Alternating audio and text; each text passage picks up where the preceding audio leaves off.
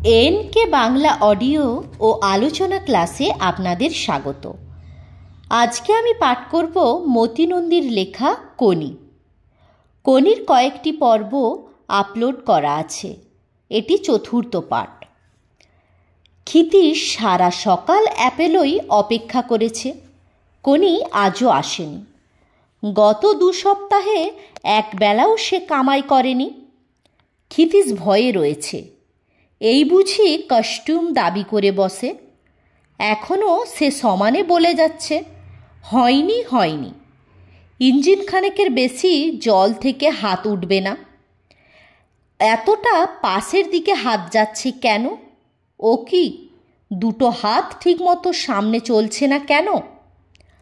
বলার সঙ্গে সঙ্গে ক্ষিতীশ মাথা নাড়ে আর ভাবে কস্টিউম আজই কিনতে হবে দেখছি। কখনো কখনো সে জলে নেমে সাঁতার কেটে স্ট্রোক দেখিয়ে দেয়। ওদের পাশ দিয়েই অন্যরা সাঁতার কেটে যায়। বেলা গড়িয়ে যায়, কমলদিঘির জল জনশূন্য হয়ে আসে। কোনি যখন বিরক্ত হয়ে ওঠে, ক্ষিতীশ বলে, দাদার কাছে তো খুব ঘাড় নেড়ে বলেছিস, ভিক্টরি স্ট্যান্ডে ওঠা খুব সহজ ব্যাপার ভেবেছিস। রেকর্ড করাটা গঙ্গায় আম কুড়োনো নয়, বুঝলি? ফেরার পথে গল্প করেছে পৃথিবীর বড় বড় সাঁতারুর, তাদের আন্তরিকতার, নিষ্ঠার, পরিশ্রমের। অপেক্ষা করে অবশেষে ক্ষিতীশ বেরিয়ে পড়ল অ্যাপেলো থেকে। বিষ্ণুধরের বাড়ি পৌঁছালো মিনিট 10 মধ্যে। তাকে দেখেই বিষ্ণু ব্যস্ত হয়ে বলল, এই একটু আগে দর্জিপাড়া বয়েজ লাইব্রেরির লোকেরা এসেছিল ওদের অ্যানুয়াল সোশ্যালে চিফ গেস্ট করার জন্য। প্রেসিডেন্ট হবে কে জানেন? ওই বিনোদ ভর। আমি রাজি হয়ে গেছি। ওখানে দারুণ একটা স্পিচে ওকে ডাউন দিতে হবে, বুঝলেন? ক্ল্যাপ ওকে পেতে দেব না। বিষ্ণুধরের উত্তেজিত মুখ দেখে ক্ষিতীশ চটপট মতলব ভেজে নিয়ে বলল, শুধু একটা বক্তৃতায় ডাউন দিয়ে কি লাভ হবে? লোকে কিছুদিন মনে রেখে তো ভুলে যাবে। তার থেকে এমন একটা কিছু দরকার যাতে বিনোদ ভর রেগুলার ডাউন খায়। কীরকম? বিষ্ণু কৌতূহল দেখালো। রেগুলার ডাউন কিভাবে সম্ভব? ভাবতে হয়েছে, 3 দিন ধরে ভেবেছি। ক্ষিতীশ নিজেকে গুরুত্ব দেবার জন্য গলার স্বর ভারিক্কি করে তুলল। ভেবে দেখলুম, বিনোদ ভর যে অর্গানাইজেশনে আছে তার পাল্টাগুলোই ঢুকতে হবে। ও যদি ড্রামা ক্লাবে থাকে, আপনাকেও ড্রামা ক্লাবে ঢুকতে হবে। ও যদি কোনো হরিসভার পৃষ্ঠপোষক হয়, আপনাকেও একটি হরিসভায় ঘাঁটি করতে হবে। ও যদি কোনো সুইমিং ক্লাবের প্রেসিডেন্ট হয়, আছে। বিষ্ণুধর প্রায় চেঁচিয়ে উঠল, জুপিটারের প্রেসিডেন্ট বিনোদ ভর। ক্ষিতীশ মাথা হেলিয়ে বলল, আপনাকে জুপিটারের রাইভাল ক্লাবে ঢুকতে হবে। সেটা তো অ্যাপেলো, কিন্তু ঢুকবো কী করে?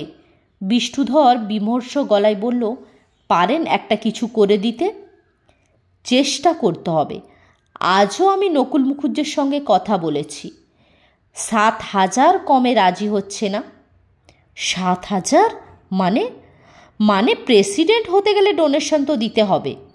অমনি অমনি কি আর হওয়া যায়?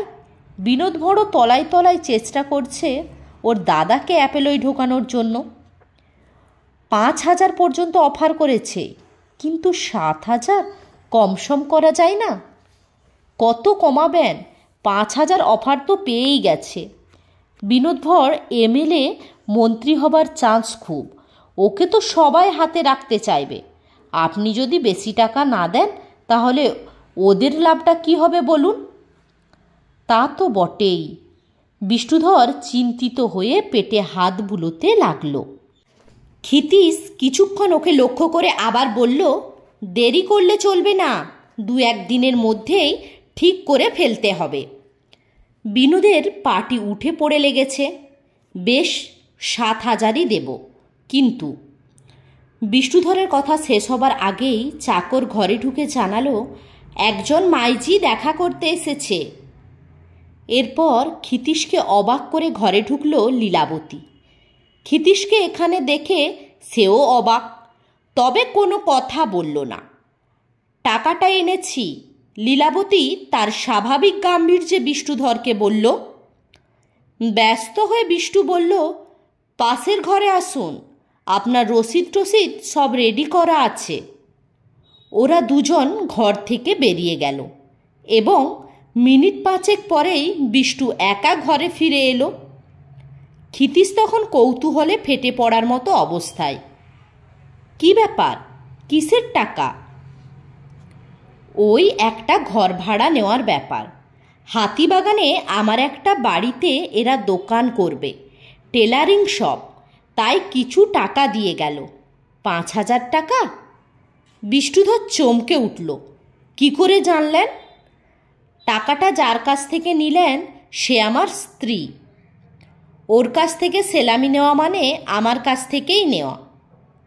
বিষ্ণুধর ভ্যাবাচাকা খেয়ে গেল ক্ষিতীশের গম্ভীর মুখ দেখে। তোতলা স্বরে বলল, আমি তো জানতাম না। আমিও জানতাম না আপনিই বাড়িওয়ালা। যাই হোক, এবার আমরা দুজনেই জানলাম। জানার পর আপনি কি টাকাটা এখন নেবেন? বিষ্ণু আরও তোতলা হয়ে গেল। এটা তো ব্যবসার ব্যাপার, আমাকে তো খেয়ে পরে বাঁচতে হবে। ক্ষিতীশ উঠে দাঁড়ালো। চলি, বিনোদভর কোর্টে বেরিয়ে গেছে, তা রাত্রিরেই দেখা করব ওর সঙ্গে। না না, প্লিজ যাবেন না। 1,000-2 টাকা ডোনেশন আর একটা নাইলনের কি বেলুনের কাস্টম কেনার জন্য 100 টাকা যদি দিতে পারেন, তাহলে গ্যারেন্টি দিচ্ছি অ্যাপেলোর প্রেসিডেন্ট করে দেবই। তবে এই সেলামির টাকাটা ফেরত দিতে হবে, তাছাড়া বক্তৃতাও আমি আর লিখে দিতে পারবো না। বিষ্ণুধর ঘর থেকে বেরিয়ে গেল এবং 100 টাকার নোটের বান্ডিল নিয়ে ফিরে সেটা ক্ষিতীশের হাতে দিয়ে বলল, উনি আপনার স্ত্রী হন তো? আমার কথা বিশ্বাস হচ্ছে না বুঝি? বিষ্ণু জিভ কেটে কান মুড়ল। ক্ষিতীশ আর অপেক্ষা করল না, বেরিয়ে আসছে। তখন শুনল বিষ্ণু কাতর কণ্ঠে বলছে, আমার বক্তৃতাটার কি হবে? দেব, লিখে দেব। বাড়ি ফিরে ক্ষিতীশ নোটের বান্ডিলটা নিজের বাক্সে রেখে দিয়ে ভাবতে শুরু করলো এবার কি করবে। টাকাগুলো লীলাবতীকে ফেরত দিতেই হবে, কিন্তু তার বিনিময়ে কিছু আদায়ও করে নিতে হবে এবং তা করতে হবে কনিরই জন্য। লীলাবতী বাড়িতে ঢুকেই জিজ্ঞাসা করল, ওখানে তুমি কি করছিলে? মাঝে মাঝে যাই বুদ্ধি পরামর্শ দিতে। তুমি কেন গেছিলে? ওর কাছ থেকেই তো ঘর নিয়েছি, সেলামির টাকাটা দিতে গেছিলুম। ক্ষিতীশ হাই তুলে আড়মোড়া ভেঙে বলল, আগে যদি আমায় বলতে তাহলে টাকাটা দিতে হতো না। আমি বারণ করলে বিষ্ণুধরের সাধ্যি নেই টাকা নেওয়ার। তবে বললে টাকাটা ফেরত দিয়ে দেবে। দেখো না একবার বলে, অনেকগুলো টাকা। দেবার সময় গা করকর করছিল। লীলাবতী ব্যগ্র হয়ে বলল, কিন্তু কনিকে যে ওর বাড়িতেই খাওয়ার ব্যবস্থা করব ভাবছিলাম। এরপর কি অতগুলো টাকা ফেরত দেবার কথা বলা যায়? মেয়েটাকে যে খাটাবো তার জন্য কিছু তো করতে হবে। দাও গামছাটা, চান করে আসি। বিকেলে লীলাবতী অন্য মূর্তি ধরে বলল, পরের মেয়ের জন্য তো খুব মাথা ব্যথা, আর আমি যে এত কষ্ট করে দোকানটা দাঁড় করালাম, তিল তিল করে টাকা জমিয়ে ব্যবসাটা বড় করার চেষ্টা করছি, তাতে একটুও সাহায্যও কি করবে না? ক্ষিতীশ বাড়ি থেকে দ্রুত বেরিয়ে যাওয়ার আগে শুধু বলে গেল, আচ্ছা দেখছি। অ্যাপেলোয় সারা বিকেল অপেক্ষা করল ক্ষিতীশ, কোনি এলো না।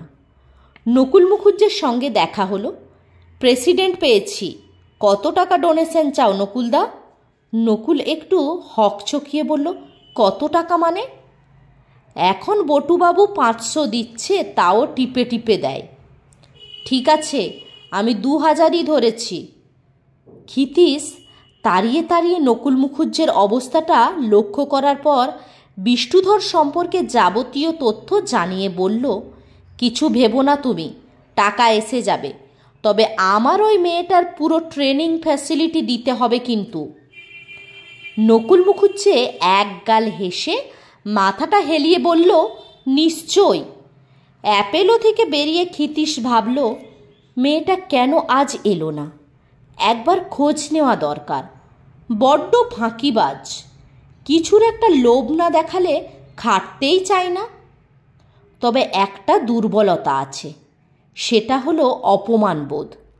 ক্ষিতীশের প্রায়ই মনে পড়ে প্রাইজ না নিয়ে লেক থেকে কনির চলে আসা আর ঘুরে দাঁড়িয়ে তার বিজয়ীর নামটি শোনার সেই ভঙ্গিটি। দাদার কাছ থেকে দূরে দাঁড়িয়ে অপরাধীর মতো মুখ নিচু করে থাকা মেয়েটি হঠাৎ যেন দপ করে জ্বলে উঠেছিল। বস্তির মধ্যে আলো নেই। ক্ষিতীশ একটু অসুবিধায় পড়ল ঘরটা খুঁজে বার করতে। অবশেষে একটা বাচ্চা ছেলে তাকে দেখিয়ে দিল ঘরের মধ্যে কুপি জ্বলছে। কনির ছোট ভাই দুটো মেঝেই ঘুমিয়ে, তক্ত বসে সম্ভবত ওর মা শুয়ে। ক্ষিতীশ ডাকল, কনি। ঘর থেকে নিঃশব্দে কনি বেরিয়ে এলো। ব্যাপার কি তোর, আজ যাসনি কেন? এভাবে কামাই দিলে আর তাহলে যেতে হবে না। তোর দাদাকে আমি জানিয়ে দেব, হবে টবে না কিচ্ছু তোর দ্বারা। বিরক্ত স্বরে ক্ষিতীশ বেশ জোরেই কথাগুলো বলল। কনি কথা না বলে একইভাবে দাঁড়িয়ে, অন্ধকারে মুখ দেখা যাচ্ছে না। হঠাৎ ক্ষিতীশের পেছন থেকে ক্ষণক্ষণ স্বরে কে বলে উঠল, কেমন লোকগা তুমি? কাল রাত্রে মেয়েটার দাদা মরে গেল আর তুমি এখন তাকে ধমকাতে নেগেছ। ক্ষিতীশ প্রথমে বুঝতে পারেনি সে কি শুনল। পেছনে তাকিয়ে বলল, কে মরে গেছে জানো না দেখছি? কাল বিকেল থেকে মুখে অক্ত উঠল ভলকে ভলকে, রাত্রিরেই কাবার। কনির দাদা গো। ক্ষিতীশ বার দুয়ে কেঁপে উঠল এবং শুনল কনি খুব ক্লান্ত এবং শান্ত স্বরে বলছে, খিদ্দা, এবার আমরা কি খাবো? নয়। রাগে চিৎকার করে উঠল ক্ষিতীশ, পারতেই হবে, পারতেই হবে, কোনো কথা শুনব না। পায়ের কাছে পড়ে থাকা ঢিলটা তুলে সে কনির দিকে ছুঁড়ে মারল। পায়ে পড়ি খিদ্দা, আর আমি পারছি না। মাথা ফাটিয়ে দেব তোর, মরে যা তুই, মরে যা, মরে যা। ক্ষিতীশ ঢিল খুঁজে পেল না। এধার ওধার তাকিয়ে মালির ঘরের গায়ে দাঁড় করানো সরু বাঁশের লগাটাকে দেখতে পেল। খিদ্দা, আমি আর পারবো না। ক্ষিতীশ রেলিং টপকে ছুটে গিয়ে লগাটা আনল। কনি পাড়ের কাছে এগিয়ে এসেছে। ক্ষিতীশ দু হাতে লগাটা তুলে জলে আঘাত করল। কনির মুখের হাত তিনেক সামনে সেটা পড়ল। আবার সে লগাটা দু হাত উঁচু করে জলে আঘাত করল। মাথা ভেঙে দেব, জল থেকে উঠবি তো মরে যাবি, এখনো 200 মিটার বাকি। কনি জল থেকে উঠার জন্য পশ্চিমের স্টার্টিং প্ল্যাটফর্মের পেছনের দিকে এগোতেই ক্ষিতীশ লগা তুলে পাড় ধরে ছুটল। কনি থমকে গিয়ে প্ল্যাটফর্মের কিনারা ধরে উকি দিতে লাগলো। ক্ষিতীশ প্ল্যাটফর্মে উঠতে পারছে না, কেননা পাড় থেকে সেটা অন্তত 12 হাত দূরে এবং মাঝে কোনো সেতু নেই। খিদ্দা, খিদ্দা, আমার এবেলা ছেড়ে দাও, ওবেলা আমি পুষিয়ে দেব। কনি ফোঁপাচ্ছে। কোনো কথা আমি শুনতে চাই না, আমার রুটিন অনুযায়ী কাজ চাই। যতক্ষণ না কাজ পাচ্ছি আজ তোকে উঠতে দেবো না। প্ল্যাটফর্ম ধরা 2 হাতের মধ্যে মুখটা গুঁজে কনি কাঁদছে। ক্ষিতীশ পাথরের মতো মুখ করে দাঁড়িয়ে। সকাল 9টা বেজে গেছে। কমল দিঘির জলে আর কেউ নেই এখন। বেঞ্চগুলোই অনেকেই বসে। কমল দিঘির ভিতরের পথ দিয়ে প্রতীকের আনাগোনা। তাদের অনেকে কৌতূহলে তাকাচ্ছে ক্ষিতীশের দিকে। কেউ কেউ দাঁড়িয়ে পড়েছে। কনি সাঁতরাচ্ছে। পশ্চিম থেকে পূবের প্ল্যাটফর্মের দিকে ক্ষিতীশও লগা হাতে পাড় ধরে পূব দিকে হাঁটছে। বিশ্বাস নেই ওপারে পৌঁছেই কোনি জল থেকে উঠে পড়তে পারে। ওর ক্লান্ত হাত দুটো যেন কেউ জল থেকে টেনে তুলে আবার নামিয়ে রাখছে। মুখ ফিরিয়ে হাঁ করে বাতাস গিলছে। তখন চোখ দুটো দেখাচ্ছে যেন ঘুমে আচ্ছন্ন। গলায় ঝোলানো স্টপওয়াচটা মুঠোয় ধরে ক্ষিতিশ বিড়বিড় করে আপন মনে বকে যাচ্ছে। জানি রে জানি কষ্ট হচ্ছে, হাত পা খুলে খুলে আসছে, কলজে ফেটে যাচ্ছে। যাক যাক, তুই যন্ত্রণা ঠেলে ঠেলে এগিয়ে যা। তুই জানিস খিদে যখন থাবা মারে, ছিঁড়ে ছিঁড়ে খায়, তখন কেমন লাগে। তুই পারবি বুঝতে যন্ত্রণা কি জিনিস। Fight Koni, fight. মার খেয়ে স্পাতের মতো হয়ে উঠতে হবে। যন্ত্রণাকে বোঝ, ওটাকে কাজে লাগাতে শেখ, ওটাকে হারিয়ে দে। কামন কোনি, জোর লাগা, আরও জোরে। ট্রেনিং করে করে নিজেকে বাড়াতে হবে কোনি। যন্ত্রণাকে তুই বল, দেখে নেব আমাকে কাঁদাতে পারিস কি না, আমাকে ভয় দেখাতে পারিস কি না। বলে যা কোনি, খিদ্দা তোমাকে খুন করব, তুমি শয়তান, ছিঁড়ে খাবো তোমাকে। কমলদিঘিকে টকবক করে ফুটিয়ে তোল তোর রাগে। মানুষের ক্ষমতার সীমা নেই রে। ওরা পাগলা বলছে, বলুক, মূর্খ, মূর্খের দল সব।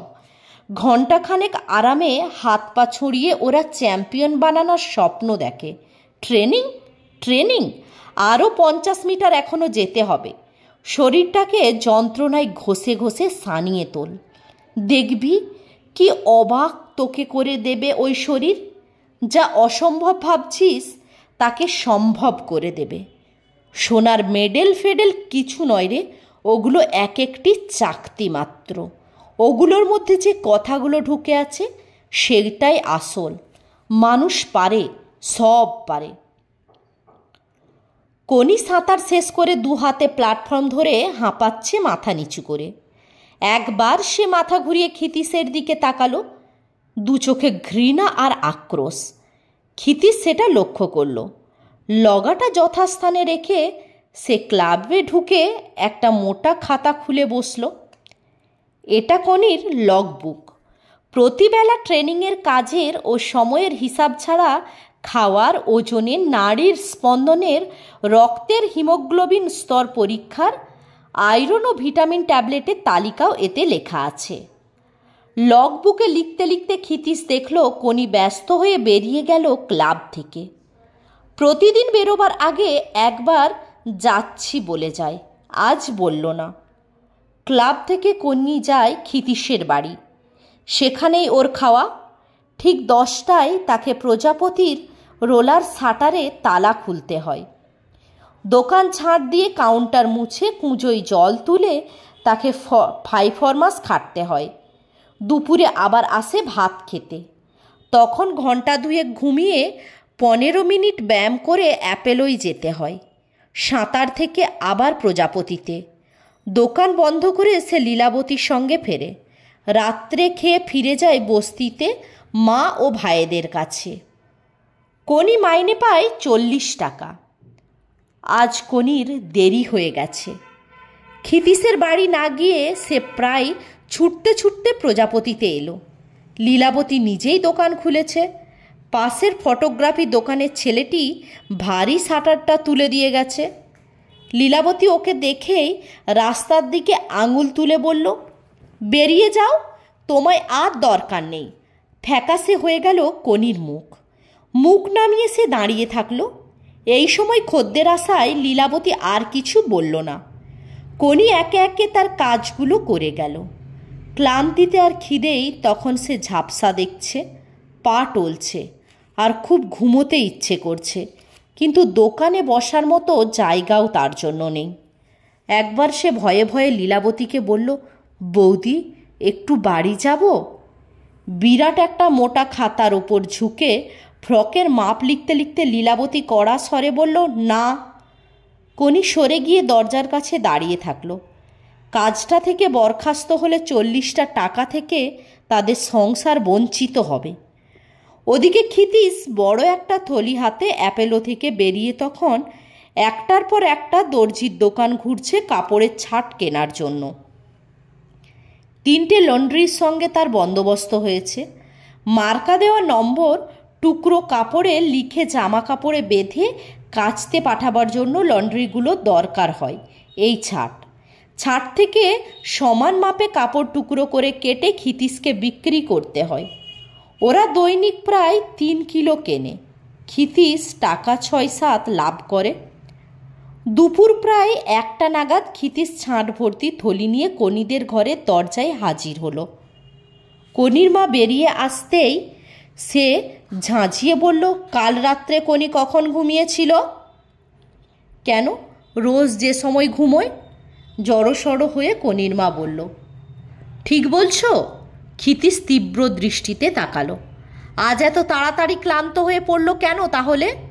দেখো মেয়ে, আমার কাছে কিছু লুকোলে কিন্তু ঠিক ধরা পড়ে যাবে। ঠিক করে বলো, কখন কনি ঘুমিয়েছে? না বাবা, আপনার কাছে মিছে বলবো না। কাল রাতে কনি যাত্রা শুনতে গেছিল। রাত 1টা নাগাদ ফিরে শুয়েছে।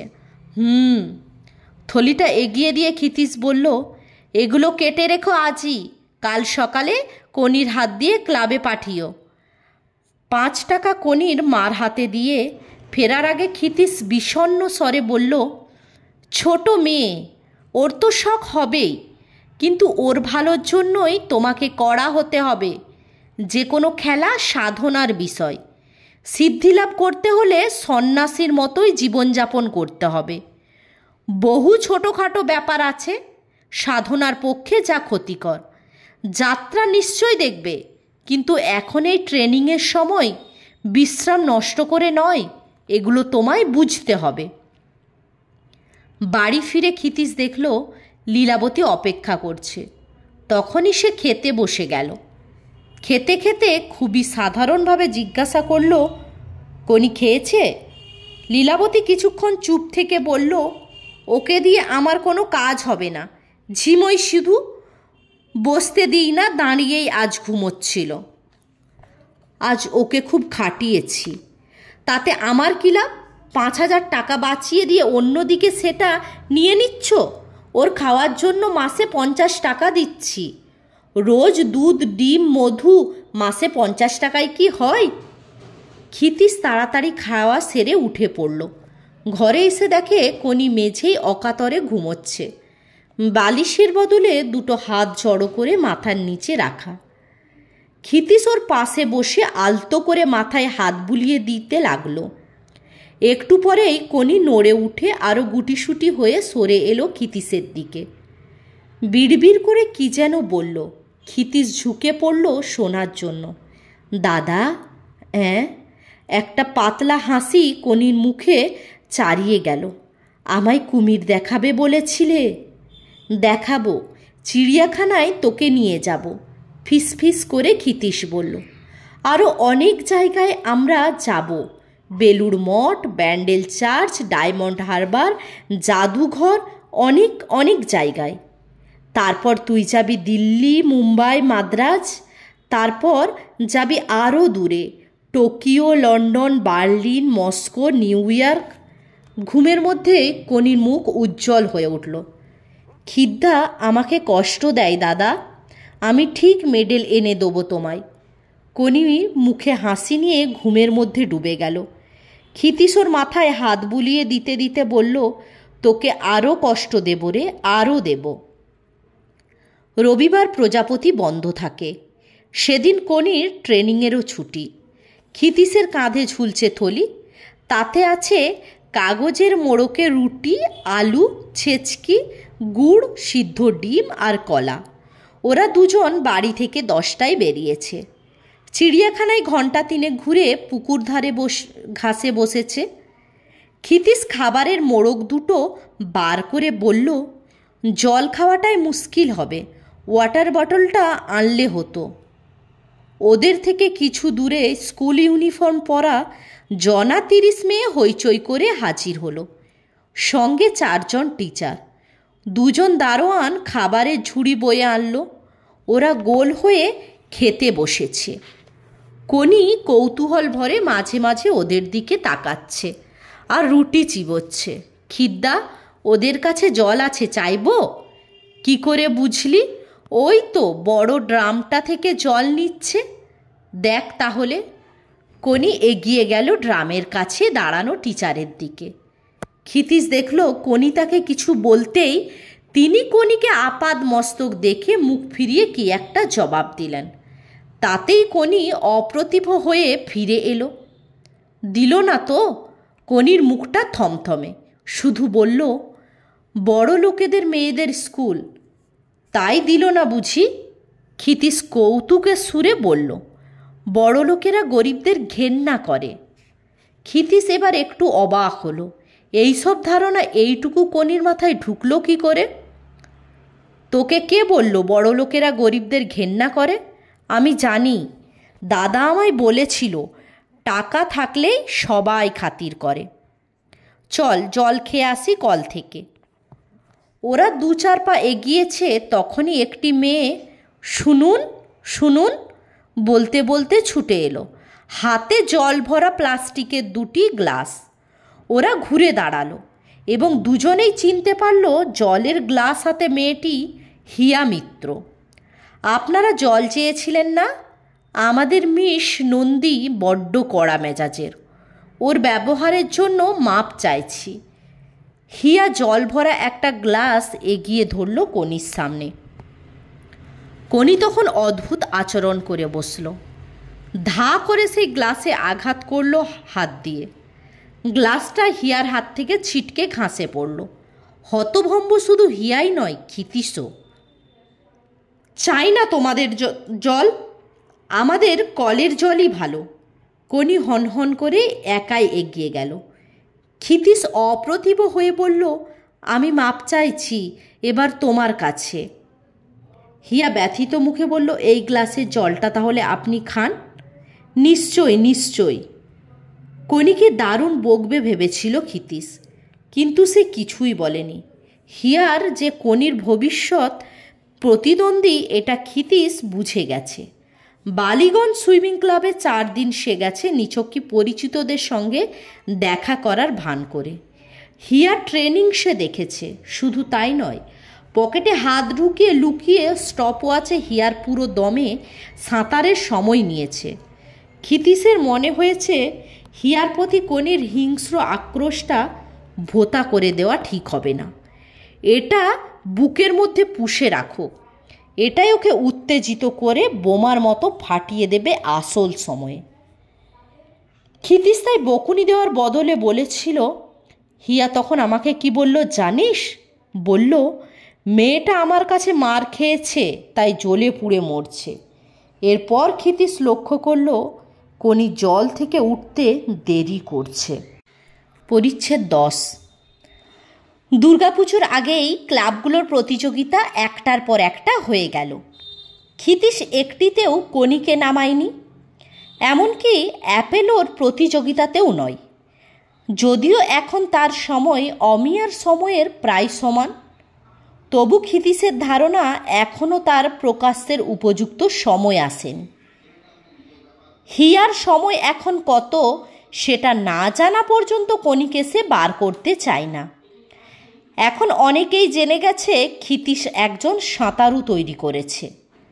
বালিগঞ্জ ক্লাবে সে গেলেই প্রণবেন্দুর নির্দেশে হিয়া এমনভাবে সাঁতার কাটে কিংবা জল থেকে উঠে পড়ে যার ফলে ক্ষিতীশ ওর সময় নিতে পারে না। হিয়াও কোনো প্রতিযোগিতায় নামেনি, তাইতে ক্ষিতীশ কিছুটা ভাবনায় পড়ল।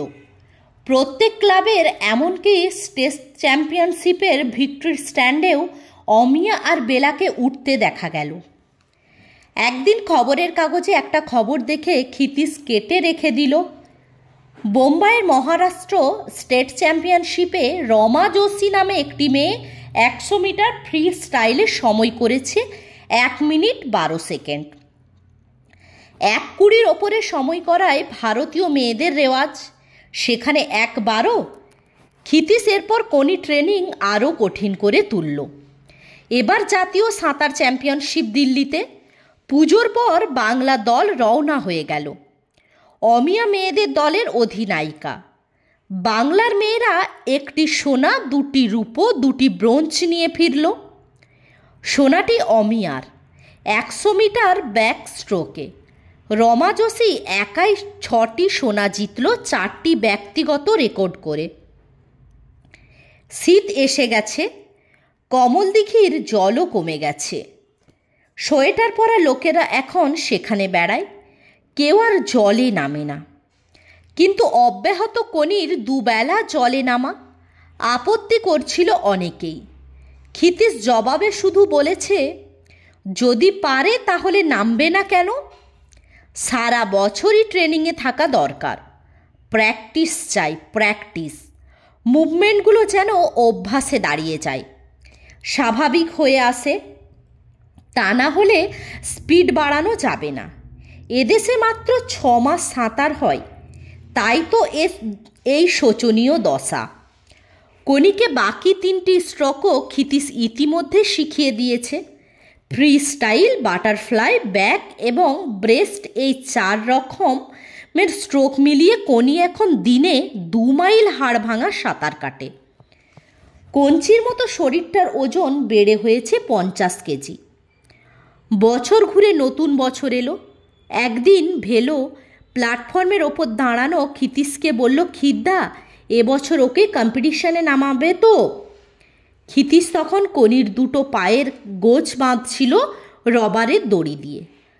পা বাঁধা অবস্থায় শুধুমাত্র হাতের পাড়িতে ওকে পুল করতে হবে। ক্ষিতীশ অন্য মনস্কের মতো বলল, সিজন শুরু হয়ে গেছে। সিজন কি তোমার জন্য বসে থাকবে নাকি? কর্পোরেশন তো অনেক দিন কমলদিঘিতে জল ছেড়েছে, হুঁশ নেই? ভেলো কথা থামিয়ে ফেলল। ক্ষিতীশ হাত তুলে রয়েছে কোনি স্টার্টিং পজিশনে। On your mark, get set. Kshitish হাতটা নামালো। কোনি ঝাঁপাবার সঙ্গে সঙ্গে একবার ঘড়ির দিকে তাকিয়ে নিয়ে পিছন ফিরে বলল, কি বলছিলিস? হরিচরণরা ভয় পেয়ে গেছে। ভেলোর ধারে কাছে কেউ নেই, তবু সে এধার ওধার তাকিয়ে গলা নামিয়ে বলল, অমিয়া ও বেলা জুপিটারে আবার চলে এসেছে তো, সে খবর রাখো কি? ওদের ট্রেনিং চার্ট তৈরি করছে হরিচরণ। অমিয়া বলেছে, অত ট্রেনিং লোড নিতে পারবো না, তাই নিয়ে হরির সঙ্গে তক্কতক্কি হয়েছে। হরি বলেছে, যদি খিদ্দার মেয়েটার হাতে মার না খেতে চাস তো হার্ড ট্রেনিং আরম্ভ কর। করেও কোনো লাভ নেই। কোনি এখন যে টাইম করছে, অমিয়ার পক্ষে সেখানে পৌঁছানো সম্ভব হবে না। তাহলে এবার ওকে জুপিটারের চ্যাম্পিয়নশিপে নামিয়ে অমিয়াকে মার খাওয়াও। মনে আছে তো কি বলে অপমান করেছিল? জলে কোনির দিকে চোখ রেখে ক্ষিতীশ জবাব দিতে ভুলে গেল। ভেলো ধর্মড়িয়ে বলল, যা বলতে এসেছিলুম সেটাই বলা হয়নি। আর একটা দর্জির দোকান ঠিক করেছি, দিনে প্রায় ½ কেজি মাল হবে। ওরা তোমার জন্য রেখে দেবে, তুমি কালই যেও। এই নাও ঠিকানাটা।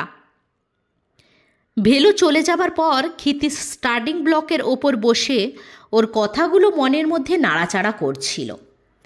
তখনই দেখল ধীরেন ঘোষ আর বধূ চাটুর্যে কমলদিঘির পশ্চিম গেট দিয়ে ঢুকে কৌতূহলী হয়ে এগিয়ে আসছে তার দিকেই।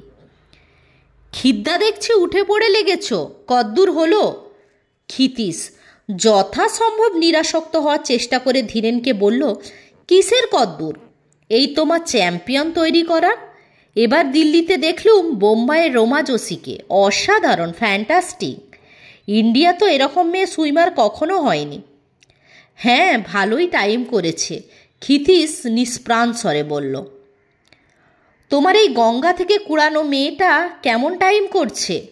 বধূ চাটুর্যে নস্যির ডিবেটা রেলিংয়ে ঢুকে ঢাকনিটা খুলতে খুলতে বলল, ডন ফ্রেজারের টাইম ধরে ফেলেছে।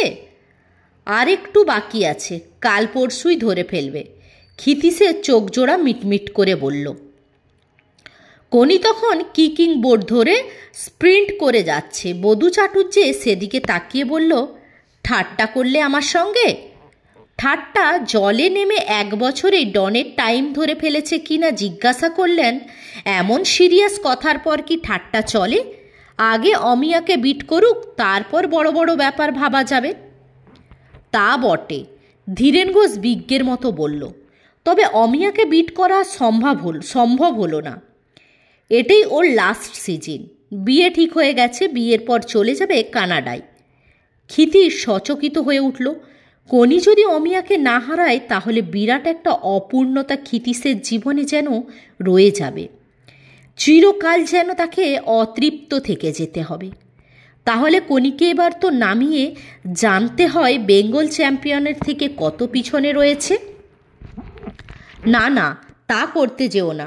বধূ চাটুর্যে ব্যস্ত হয়ে পড়ল। সবে শুরু করেছে, বাচ্চা মেয়ে।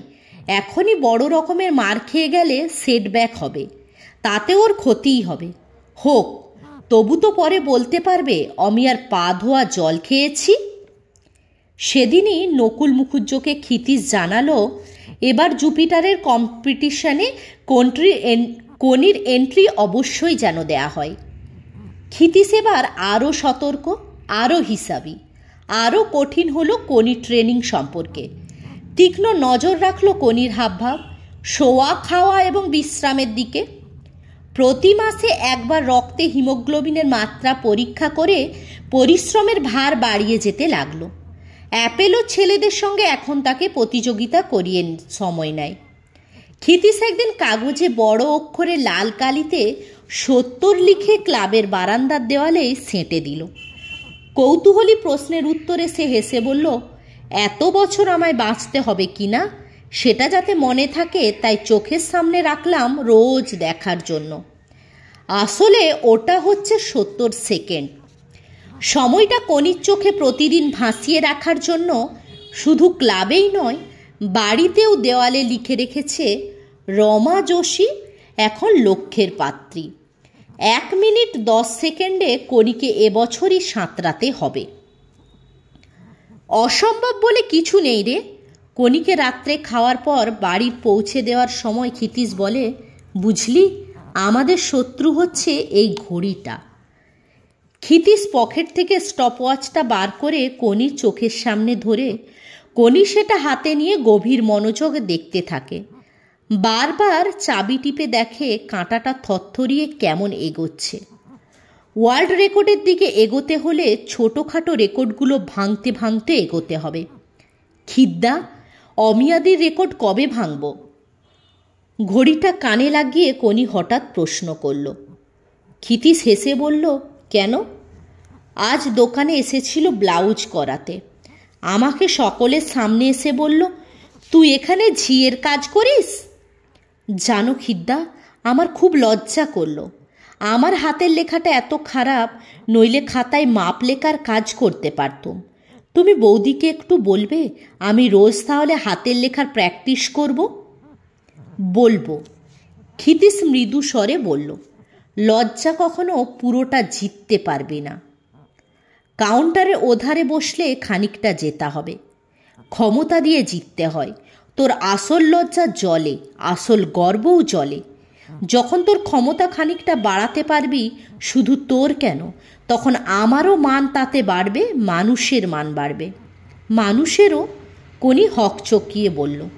ক্ষিতিশ ওর পিঠে চাপড় দিয়ে ঝুঁকি ভারী গলায় বলল, হ্যাঁ, মানুষেরও। মানুষ শব্দের থেকে জোরে আকাশে উড়েছে। 10 সেকেন্ডের কমে ডাঙায় 100 মিটার ছুটছে। জলে মেয়েরা 1 মিনিটে বাঁধা ভেঙেছে।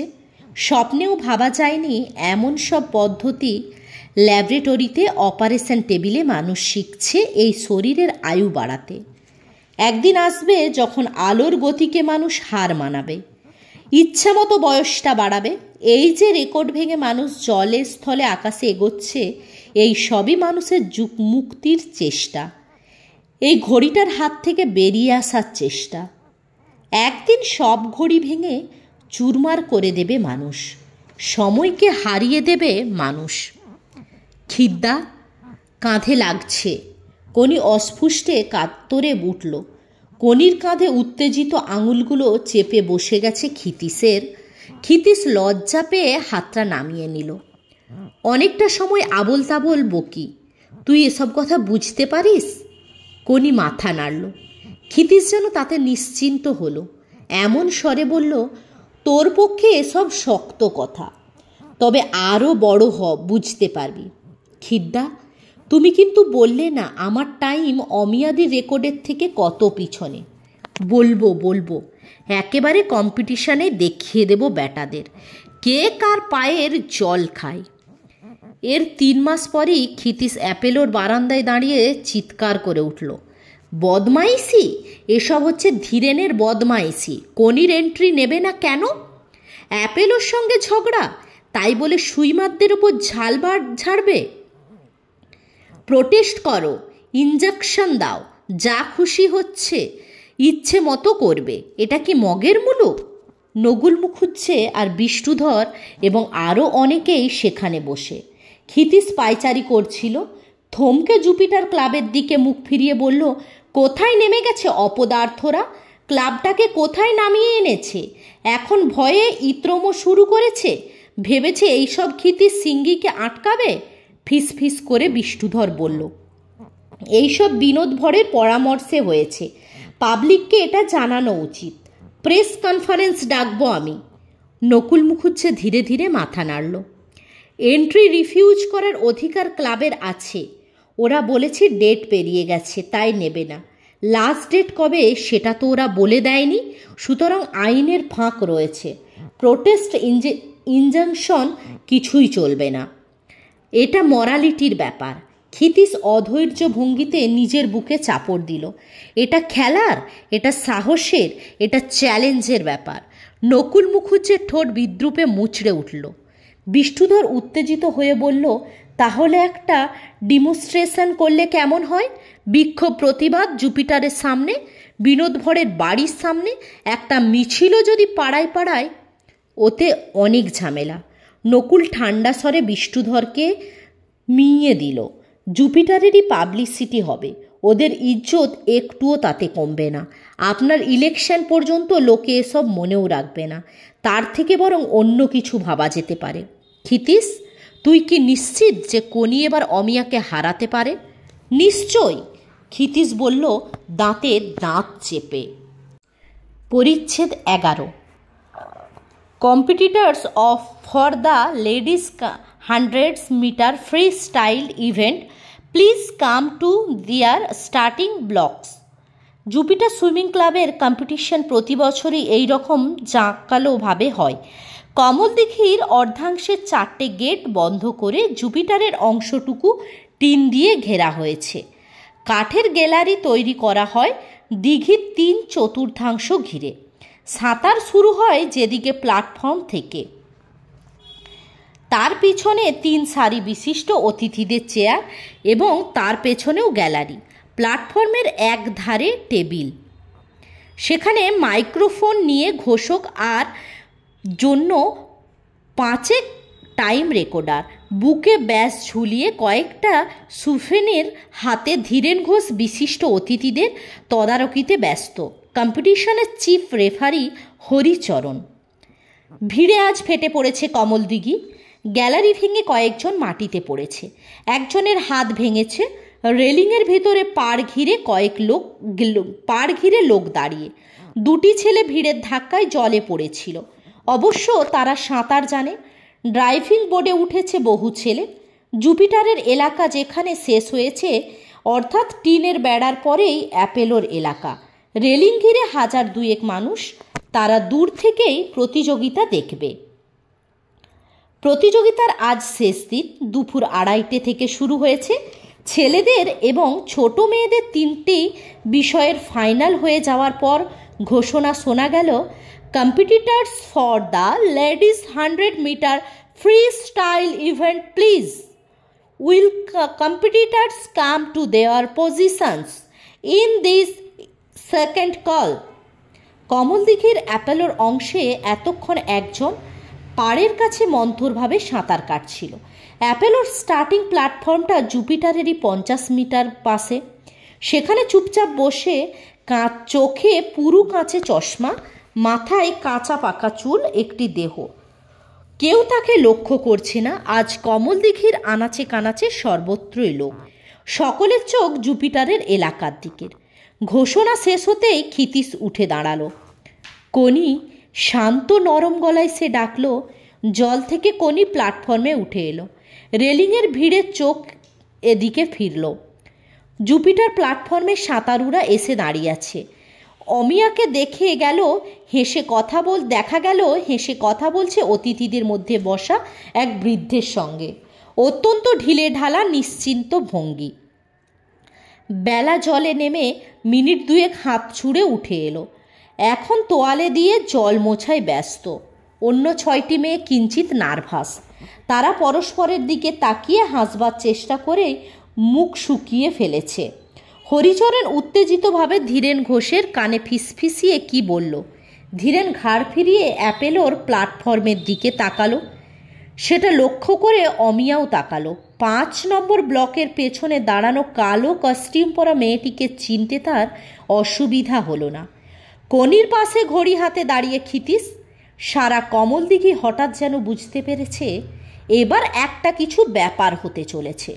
চোখগুলো অ্যাপোলোর দিকে নিবন্ধ হয়েছে। হরিচরণ কিছু একটা অমিয়াকে বলতেই অমিয়া কাঁধ ঝাঁকিয়ে তাচ্ছিল্য প্রকাশ করল।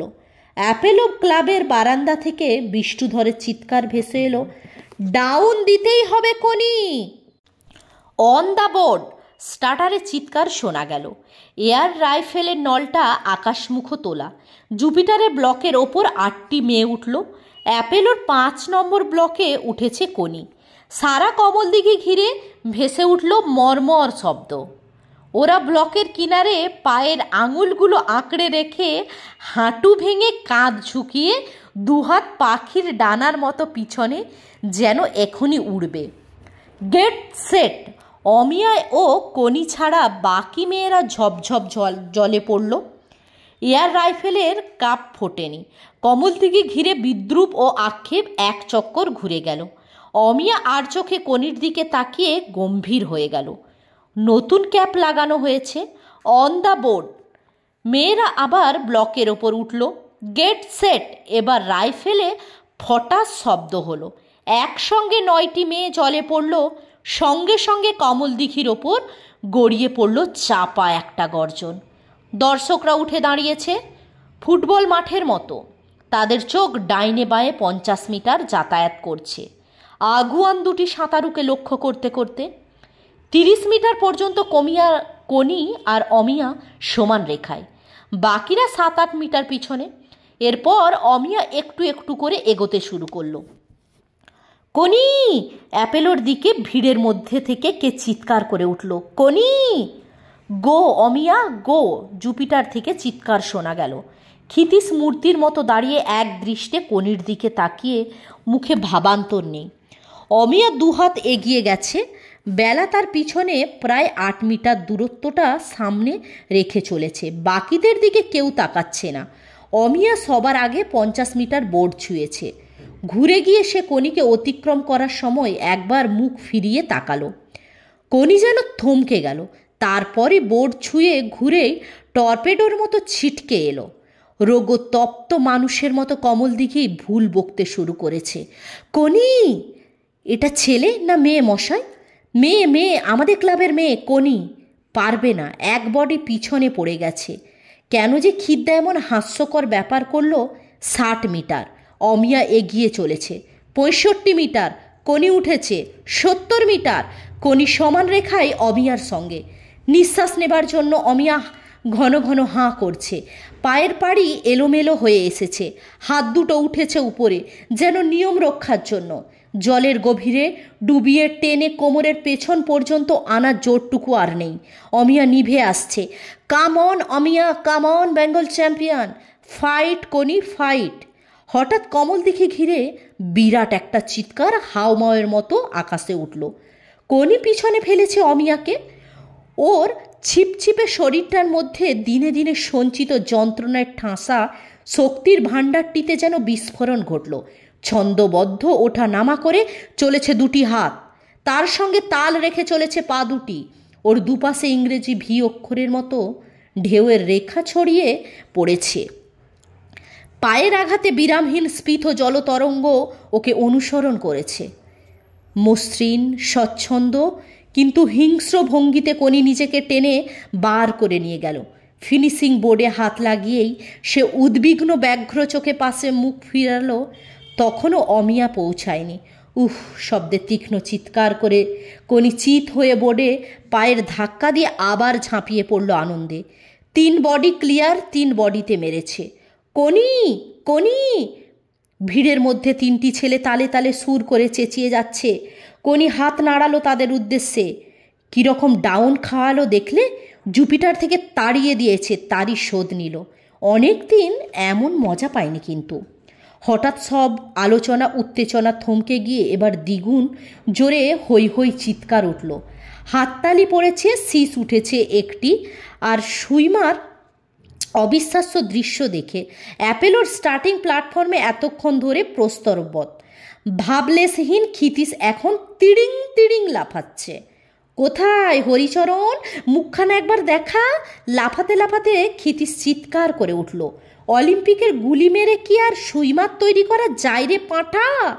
বুদ্ধি খায়, খাটুনি চায়, নিষ্ঠা চায়, গবেট গবেট সব।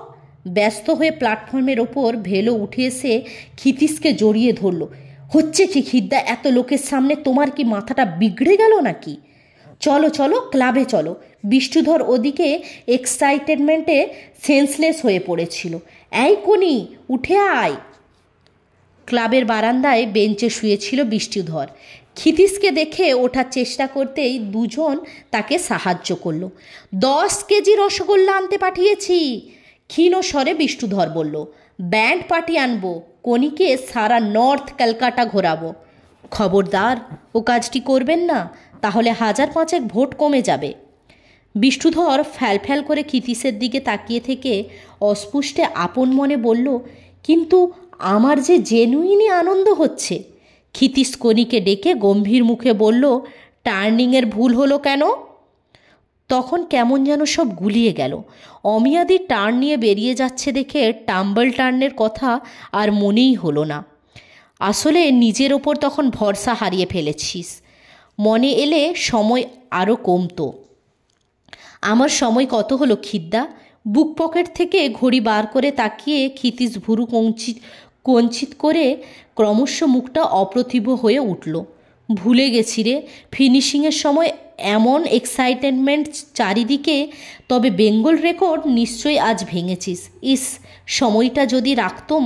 খিদ্দা, আমায় যে এখন প্রজাপতিতে যেতে হবে, দেরি হলে বৌদি রাগ করবে। হ্যাঁ হ্যাঁ, দেরি করিস না আর, ক্ষিতীশ ব্যস্ত হয়ে বলল। কিন্তু কোনি ইতস্তত করছে দেখে জিজ্ঞাসা করল, কি হলো? কানে কানে বলবো। ক্ষিতীশ নিচু করল মাথাটা। রসগোল্লা আনতে পাঠিয়েছে না? তাই তো, নিশ্চয়ই ভেলোটা আনতে গেছে। তাহলে আজ আর তোর বরাতে রসগোল্লা নেই। কে বলল নেই? বিষ্ণুধর গর্জন করে উঠল। ব্যান্ড পার্টি ঘোরানো হলো না, ঘোরানো গেল না। রসগোল্লার হাঁড়িটা তার বদলে প্রজাপতি ঘুরে আসবে। তাহলে তোর বৌদির রাগও জল হয়ে যাবে। সেদিন রাত্রে বাড়ি ফিরে ক্ষিতীশের প্রতি লীলাবতীর প্রথম উক্তি হলো, অত লোকের সামনে এই বুড়ো বয়সে ধেই ধেই করে নাচছিলে কেন? লজ্জায় মাথা কাটা যাচ্ছিল। সবার সামনে অসভ্যতা, দোকানের মেয়েরাও দেখল তো। ক্ষিতীশ মাথা চুলকোতে চুলকোতে কনির দিকে তাকালো। তোর বৌদি জানলো কি করে? ফিসফিস করে কনি বলল, বৌদি দেখতে গেছিল। আমি বলেছিলুম আজকের সাঁতারের কথাটা, নইলে ছুটি পেতুম না যে। তারপর হেসে বলল, বৌদি আমার মাপ নিয়েছে, একটা ফ্রক করে দেবে। লাজুক স্বরে বলল, বৌদি বলেছে ইন্ডিয়া রেকর্ড করলে সিল্কের শাড়ি দেব। কনিকে বাড়ি পৌঁছে দেবার পর ক্ষিতীশ জিজ্ঞাসা করল, কি মনে হচ্ছিল রে তোর যখন সাঁতরাচ্ছিলি? কনি অনেকক্ষণ চুপ করে হাঁটল। তারপর স্বপ্নের ঘরে যেন কথা বলছে এমনভাবে বলল, জানো খিদ্দা, রোজ যখন প্র্যাকটিস করি তখন জলের মধ্যে নিচের দিকে তাকিয়ে মনে হয় আমার সঙ্গে সঙ্গে একটা মুখও এগিয়ে চলেছে। বড্ড ভয় করে তখন। মুখটা কেমন দেখতে রে? দাদার মতন। আজও ছিল আমার সঙ্গে। পরিচ্ছেদ 12। অবশেষে কনি বাংলা সাঁতার দলে জায়গা পেল। এবারে জাতীয় সাঁতার চ্যাম্পিয়নশিপ হচ্ছে মাদ্রাজে। বিএ এসে নির্বাচন সভায় ধীরেন ঘোষ, বধূ চাটুর্যেরা প্রবল বিরোধিতা করেছিল অ্যাপেলোর কাউকে দলে নেওয়ায়। শুধু তাই নয়, জুপিটারের কম্পিটিশনে অ্যাপেলোর তরফ থেকে অমার্জনীয় অখেলোয়াড়ি আচরণ করার জন্য ওই ক্লাবকে সাসপেন্ড করা হোক দাবিও তোলে। জুপিটার দলে ভারী ছিল, তাদের প্রস্তাব গৃহীতও হচ্ছিল। এমন সময় আচমকা বালিগঞ্জ ক্লাবের প্রণবেন্দু বিশ্বাস অর্থাৎ হিয়ার কোচ প্রস্তাব দিল অ্যাপেলোকে সতর্ক করে দিয়ে বলা হোক ভবিষ্যতে এ ধরনের আচরণ সম্পর্কে কঠোর ব্যবস্থা নেওয়া হবে। প্রণবেন্দু তারপর বলল বেঙ্গলের স্বার্থেই কনকচাপা পালকে টিমে রাখতে হবে। তুমুল হইচই পড়ে গেল প্রণবেন্দুর এই কথায়। অ্যাপেলোর কোনো প্রতিনিধি সবাই নেই। ওরা ভেবেছিল প্রস্তাবনা বিনা বাধায় পাস হয়ে যাবে। কেউ ভাবতেই পারেনি হিয়ার প্রতিদ্বন্দ্বী পক্ষ নিয়ে প্রণবেন্দুই কিনা লড়াই শুরু করবে। ধীরেন ঘোষ ক্ষুব্ধ হয়ে বলল, স্টেট চ্যাম্পিয়নশিপে কি হলো সেটা তো তুমি নিজেই দেখেছ। হ্যাঁ দেখেছি। প্রণবেন্দু স্থির চোখে ধীরেনের পাংশু মুখের দিকে তাকিয়ে আবার বলল, কি হয়েছিল আমি দেখেছি। শুধু প্রণবেন্দু নয়, আরও অনেকেই দেখেছে। কনির প্রতিদ্বন্দ্বিতা অমিয়ার সঙ্গে নয়, হয়েছিল হিয়ার সঙ্গে। ব্রেস্ট স্ট্রোকের 100 মিটারে ছিল কনি।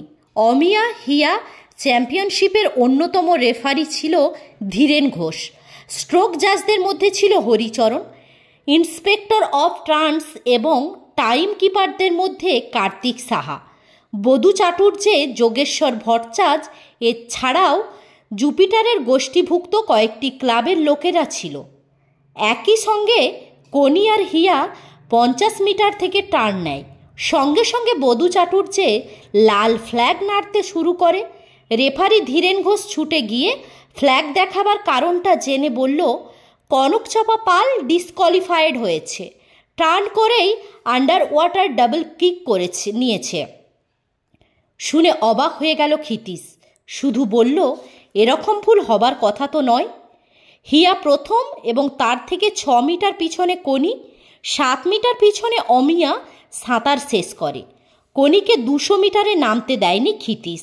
ব্রেস্ট স্ট্রোকে পায়ের ওপর অত্যাধিক খাটুনি পড়ে, অথচ তারপরেই 200 মিটার ফ্রি স্টাইল ইভেন্ট। কনি মূলত ফ্রি স্টাইলার, কিন্তু এতেও কনি পারল না। সাঁতার শেষ করে ফিনিশিং বোর্ড ছুঁয়েই সে মুখ ঘুরিয়ে দেখল অমিয়া হাত ছোঁয়ালো। কনি একগাল হেসে মুখ তুলে ক্ষিতীশের দিকে তাকালো। ঘড়িটা উঁচু করে ধরে গ্যালারি থেকে ক্ষিতীশ হাত নাড়ল। ঘোষণায় শোনা গেল অমিয়া প্রথম হয়েছে। ক্ষিতীশ প্রথমে থ হয়ে গেল, তারপর ধীরেনের কাছে ছুটে গিয়ে বলল, এসব কি হচ্ছে? কি আবার হবে? ধীরেন অগ্রাহ্য করে এগিয়ে যাচ্ছিল। ক্ষিতীশ ওর হাত টেনে ধরল। আমিও টাইম রাখছি, কনি আগে টাচ করেছে, ওর টাইম। তোমার জাপানি ঘড়ির টাইম তোমার কাছেই রাখো। নকুল মুখুজ্জে প্রতিবাদ জানালো জুরি অফ অ্যাপিলের কাছে। প্রতিবাদ নাকচ হয়ে গেল। 15 মিনিট পরেই ছিল 200 মিটার ব্যক্তিগত মেডলি। কনি বাটারফ্লাইয়ে হিয়া এবং অমিয়ার কাছে পিছিয়ে পড়ল। ব্যাক স্ট্রোকে অমিয়াকে ধরে ফেলে টার্ন নিতেই দেখা গেল যোগেশ্বর ভট্টাচার্য লাল ফ্ল্যাগ তুলে ধরে রয়েছে। ব্যাপার কি? ক্ষিতীশ গ্যালারি থেকে নেমে এলো। ধীরেন, জোচ্চুরির একটা সীমা আছে। যোগু তো আগে থেকেই ফ্ল্যাগ তুলেছিল। কে বলল আগে থেকে? তোমার মেয়েটি ফল্টি টার্ন নিয়েছে, তারপর ফ্ল্যাগ দেখিয়েছে। শেখাও শেখাও, টেকনিক্যাল ব্যাপারগুলো শেখাও। জুপিটারকে অপদস্থ করা ছাড়া আর কিছু তো শেখাওনি। ধীরেন উত্তেজিতভাবে হাত নেড়ে বকের মতো গলাটা লম্বা করে বলতে লাগলো, আইনটাও শিখো যে ব্যাক স্ট্রোকে টার্ন নেবার জন্য বোর্ডে হাত ছোঁয়াবার আগে normal position on the back থাকতে হবে। কনকচাপা ঘুরে গিয়ে হাত ছুঁয়ে নর্মাল পজিশন থেকে ছোঁয়ায়নি। যাও যাও, গিয়ে বসো এখন। হিয়ার কাছে অমিয়া হেরে গেল 1 সেকেন্ডের তফাতে। কনি আড়ষ্ট হয়ে গেল 2 বার বাতিল হয়ে, এবং প্রথম হয়েও দ্বিতীয় হয়ে যাওয়া। বাড়ি ফেরার সময় ক্ষিতীশ বাসে সারা পথ গজরালো এবং অবশেষে বলল, কাল 100 মিটার, দেখি ধীরেনরা কি করে তোকে আটকায়। কিন্তু আটকাবার যে অনেক পন্থা আছে ক্ষিতীশ তা ভেবে দেখেনি। পরদিন স্টার্টিং ব্লকে যখন প্রতিযোগীরা এসে দাঁড়ালো, ক্ষিতীশ একটু অবাক হলো। নিয়ম অনুযায়ী প্রতিযোগীদের মধ্যে যারা সেরা তাদের মাঝখানে রাখা হয় 3, 4, 5 নম্বর লেনে। হিয়া 3 নম্বরে, কনি 4 নম্বরে, অমিয়া 6 নম্বরে, আর তাদের মাঝে জুপিটারের ইলা 5 নম্বর লেনে। হিটে কোনো ক্রমে তৃতীয় হয়ে ইলা ফাইনালে উঠেছে। 2 বছর আগে প্রি ইউ পরীক্ষায় টোকার সময় ধরা পড়ে ইলা গার্ডকে কামড়ে দিয়েছিল। ক্ষিতীশ এগিয়ে যাচ্ছিল ধীরেনের দিকে। একজন ভলেন্টিয়ার তাকে আটকে দিয়ে বলল, প্ল্যাটফর্মে কম্পিটিটররা আর অফিসিয়ালরা ছাড়া কেউ যেতে পারবে না। ফিরে এসে ক্ষিতীশ ঘড়ি হাতে নিয়ে বসল। শুরু থেকে প্রচণ্ড রেস। অমিয়া বদ্ধপরিকর চ্যাম্পিয়নশিপ বজায় রেখে সাঁতার থেকে বিদায় নিতে। হিয়া মসৃণ ছন্দবদ্ধ এবং দ্রুত তালে নিখুঁত ভঙ্গিতে ভেসে যাচ্ছে। কনি যেন তাড়া খাওয়া ব্যস্ত উদ্বিগ্ন জলকন্যা। জল তলপাড় করে সে যেন নিরাপদ আশ্রয়ের খোঁজে চলেছে। বাকিরা যথাসাধ্য চেষ্টা করেছে ওই 3 জনের পিছনে অন্তত 20 মিটারের মধ্যে থাকতে। ইলার ব্যস্ততাটা একটু কম। সে বারবার মুখ তুলে তাকাচ্ছে আর ক্রমশই সরে যাচ্ছে কনির লেনের দিকে। বোর্ড ছুঁয়ে সবার আগে টার্ন নিল কনি, তারপর অমিয়া। ব্রেস্ট স্ট্রোকাররা ভালো ফ্রি স্টাইলার হয় না। হিয়া প্রায় 2 মিটার পিছিয়ে পড়েছে। বাকিরা তখনও 40 মিটারেও পৌঁছায়নি। টার্ন নিয়ে কনি সবে মাত্র 2-3টি স্ট্রোক দিয়েছে, তখনই ব্যাপারটা ঘটল। ইলা ঢুকে পড়েছে কনির লেনে। দুজনে মুখোমুখি সংঘর্ষ। উহ বলে কনি চেঁচিয়ে উঠল একবার। দেখা গেল ওরা জড়াজড়ি অবস্থায় এবং হাঁকপাক করে সে যেন নিজেকে ছাড়াবার চেষ্টা করছে। কয়েক সেকেন্ড এভাবে কাটল। ততক্ষণে অমিয়া এবং হিয়া ওদের অতিক্রম করে বেরিয়ে গেছে। বধূ চাটুর্যে লাল ফ্ল্যাগ উঠিয়ে ইলার দিকে তাকিয়ে বলল, ইউ ডিসকোয়ালিফাইড। ইলা আবার নিজের লেনে সরে গিয়ে সাঁতার কেটে স্টার্টিং প্ল্যাটফর্মের দিকে ফিরে যেতে লাগলো। কনি শুধু একবার সামনে তাকিয়ে দেখল, তারপরেই বড় হাঁ করে অনেকখানি বাতাস বুকে ভরে নিয়ে তাড়া করল সামনের দুজনকে। অনেক দেরি হয়ে গেছে, তবু শেষ চেষ্টা। ইঞ্জিনের পিস্টনের মতো ওঠানামা করছে দুটো হাত। পায়ের কাছে টকবগিয়ে ফুটছে জল। কামন পল, কামন। দাঁড়িয়ে উঠে চেঁচাচ্ছে আর কেউ নয়, হিয়ার বাবা। গ্যালারি হতভম্ব। ভাবটা তাতে যেন ভেঙে খান খান হয়ে পড়ল। জোরে জোরে, আরও জোরে। শুধু এই চিৎকার ধাপে ধাপে উঠে অবশেষে আক্ষেপ ভেঙে পড়ল। কনি পারল না। অমিয়া তার খেতাব রক্ষা করল। দ্বিতীয় হলো হিয়া। কনি তৃতীয় হলো বেলার সঙ্গে। তারপর আর একটা ব্যাপার ঘটল। ধীরেন জলের ধারে ঝুঁকে একগাল হেসে অমিয়াকে কিছু বলছিল। সেই সময় ভিড় ঠেলে ছুটে এসে ক্ষিতীশ তার পেছনে লাথি কষালো। ধীরেন উল্টে গিয়ে জলে পড়ল। তুমুল হইচই শুরু হয়ে গেল। কয়েকটি ছেলে ক্ষিতীশকে হিঁচড়ে সরিয়ে নিয়ে গেল সেখান থেকে। তখন শোনা গেল চিৎকার করে সে বলছে, পারবি না, এভাবে পারবি না। রাস্তায় বেরিয়ে এসে কনির তোয়ালে দিয়ে ক্ষিতীশ মুখ মুছল। ঠোঁটের কষ বেয়ে তখনও রক্ত গড়াচ্ছে। কনির কপাল ফুটে উঠেছে। একটা পানের দোকান থেকে ক্ষিতীশ বরফ কেনার জন্য দাঁড়ালো। ঠিক তখনই ওর পাশে গাড়ি দাঁড় করিয়ে হিয়ার বাবা নেমে এলো। সরি মিস্টার সিনহা, এমন ডার্টি ব্যাপার এখানে হবে আমি জানতাম না। হিয়া, তার মা, আমরা কেউই খুশি হতে পারছি না। এভাবে মেডেল জেতায় কোনো আনন্দ নেই। ভদ্রলোক কনির পিঠে চাপড় দিয়ে বললেন, দুঃখ করো না। জোরে সাঁতার কাটার দরকারটা আজ তুমি অনুভব করতে পেরেছ। তুমি লাকি। তোমার লাস্ট 40 মিটার্স আমি ভুলব না। ক্ষিতীশ প্রথমে বিভ্রান্ত, তারপর অভিভূত হয়ে গেল। গাড়ির জানালা দিয়ে হিয়া এবং তার মা দেখছে। ক্ষিতীশ এগিয়ে এসে হিয়ার মাথায় হাত রেখে ফিসফিস করে বলল, বড় হও মা। তারপর ইতস্তত করে বলল, সেদিন কনিকে আমি খুব বকেছি।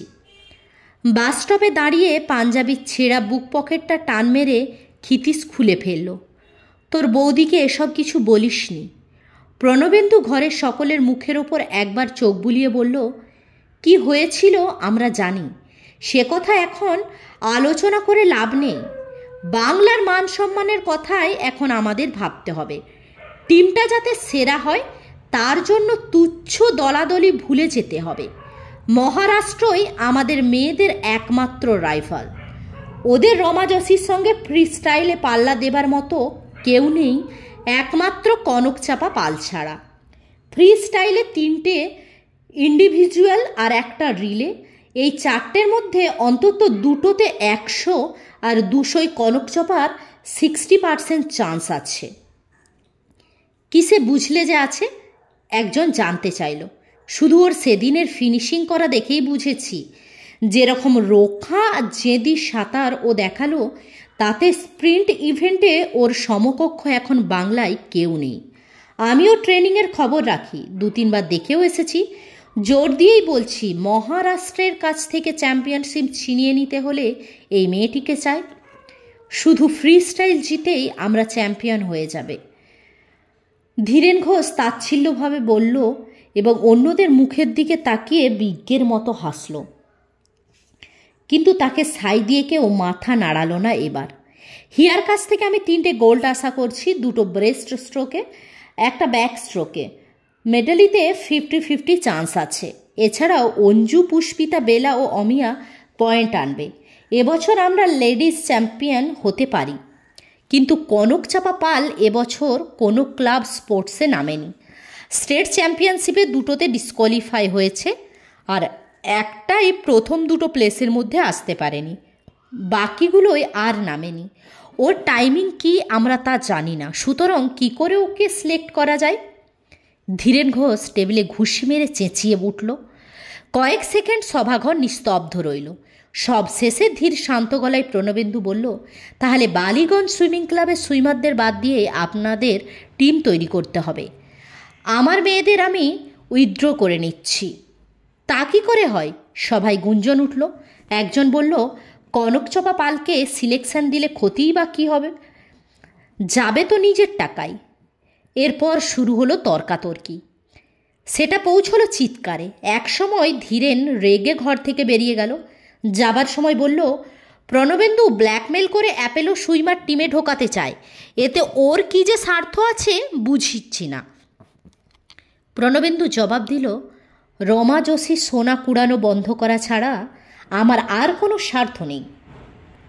কোনি মাদ্রাজ যাওয়ার মনোনয়ন অবশেষে পেল। বাংলা ম্যানেজার হয়েছে ধীরেন ঘোষ। মেয়েদের বিভাগে ম্যানেজার বেলেঘাটা সুইমিং ক্লাবের প্রণতি ভাদুড়ি এবং কোচ হরিচরণ মিত্র। মাদ্রাজ মেলে ওরা সন্ধ্যায় রওনা হবে। ক্ষিতীশ এসেছে ট্রেনে কোনিকে তুলে দিতে, আর এসেছে কান্তি, চণ্ডু, ভাদু, কোনির ভাই গোপাল। কামরায় জানালার ধারে বসেছে কোনি। জানালা থেকে দূরে সবার থেকে একটু তফাতে প্ল্যাটফর্মে ক্ষিতীশ দাঁড়িয়ে। কোনি কথা বলছে কান্তিদের সঙ্গে। ধীরেন ঘোষ হাঁক ডাক করে তদারকিতে ব্যস্ত। ট্রেন ছাড়ার সময় পার হয়ে আসছে, এখনও নাকি কয়েকজন পৌঁছায়নি। কোনির মুখে চাপা ভাব। কলকাতার বাইরে সে কখনো যায়নি। 1450 কিলোমিটার, অর্থাৎ প্রায় 35 ঘন্টা ট্রেনে বাস। কামরার আর এক কোণে জুপিটারের অমিয়া আর বেলা। ওরা অভ্যস্ত। এটা ওদের 5ম ন্যাশনাল চ্যাম্পিয়নশিপ। হিয়া বাবা মার সঙ্গে 2 দিন পর প্লেনে যাবে।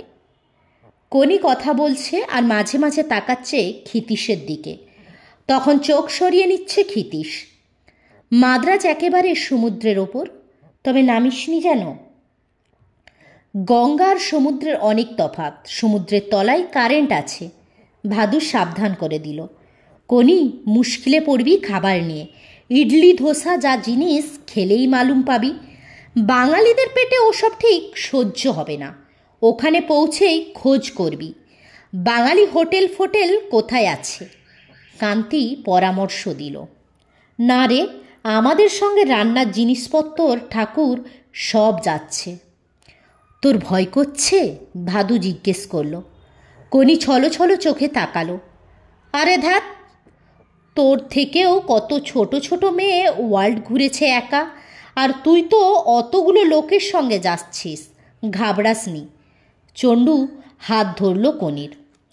ট্রেন ছাড়ার ঘণ্টা পড়ল। ক্ষিতীশ কথা বলছিল একজনের সঙ্গে। মুখ ফিরিয়ে দেখল কনি তার দিকে তাকিয়ে দুগাল বেয়ে জল পড়ছে। খিদ্দা, কনি ধরা গলায় ডাকল। ক্ষিতীশ না শোনার ভান করল। ট্রেন ছেড়ে দিয়েছে।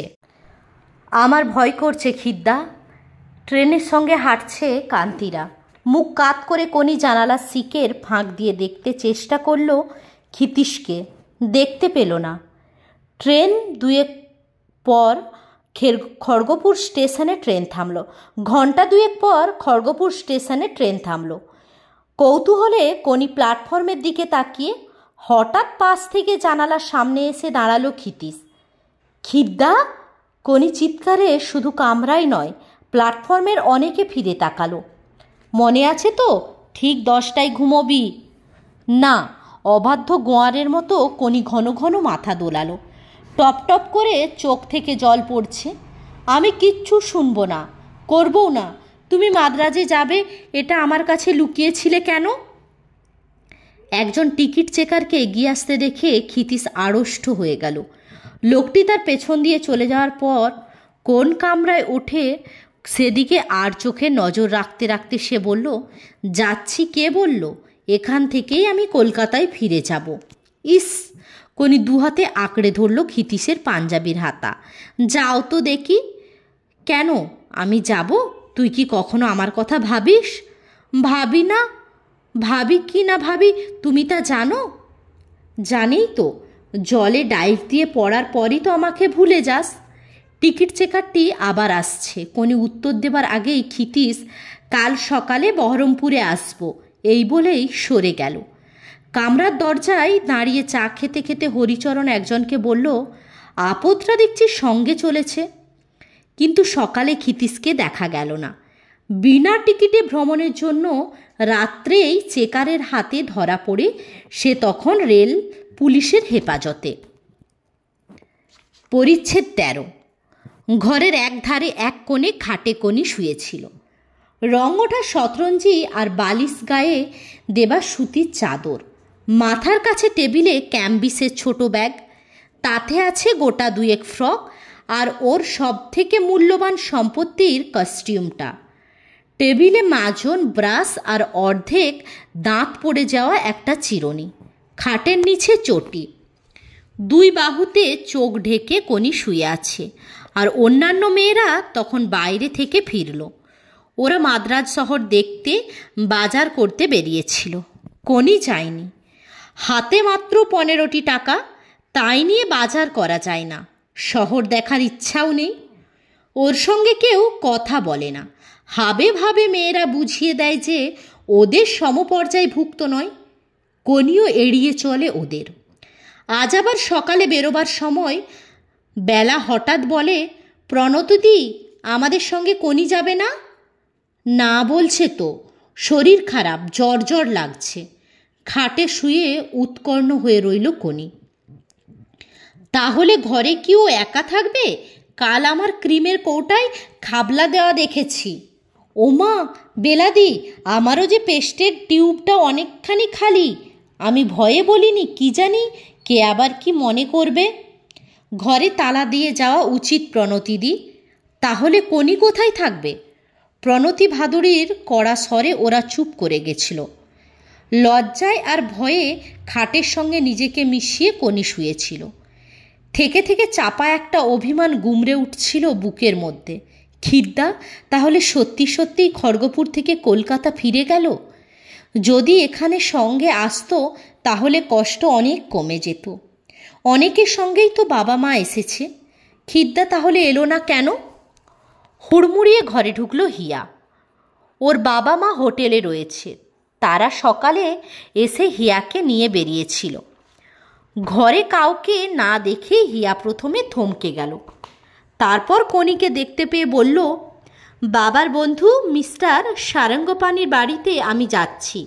প্রণতিদিকে বলে দিও 1-2 ঘণ্টা পরে ফিরব। ঘরের আরেক দিকে হিয়ার খাট। সেখানে তার বিরাট সুটকেসে অজস্র রকমের জিনিস। ইংরেজি কমিক্স আর ট্রানজিস্টার রেডির বিছানায় খাটের নিচে 3 রকমের জুতো আর চকোলেটের মোড়ক ছড়ানো। হিয়া চটপট ফ্রক বদল করে চুলে ব্রাশ বোলালো।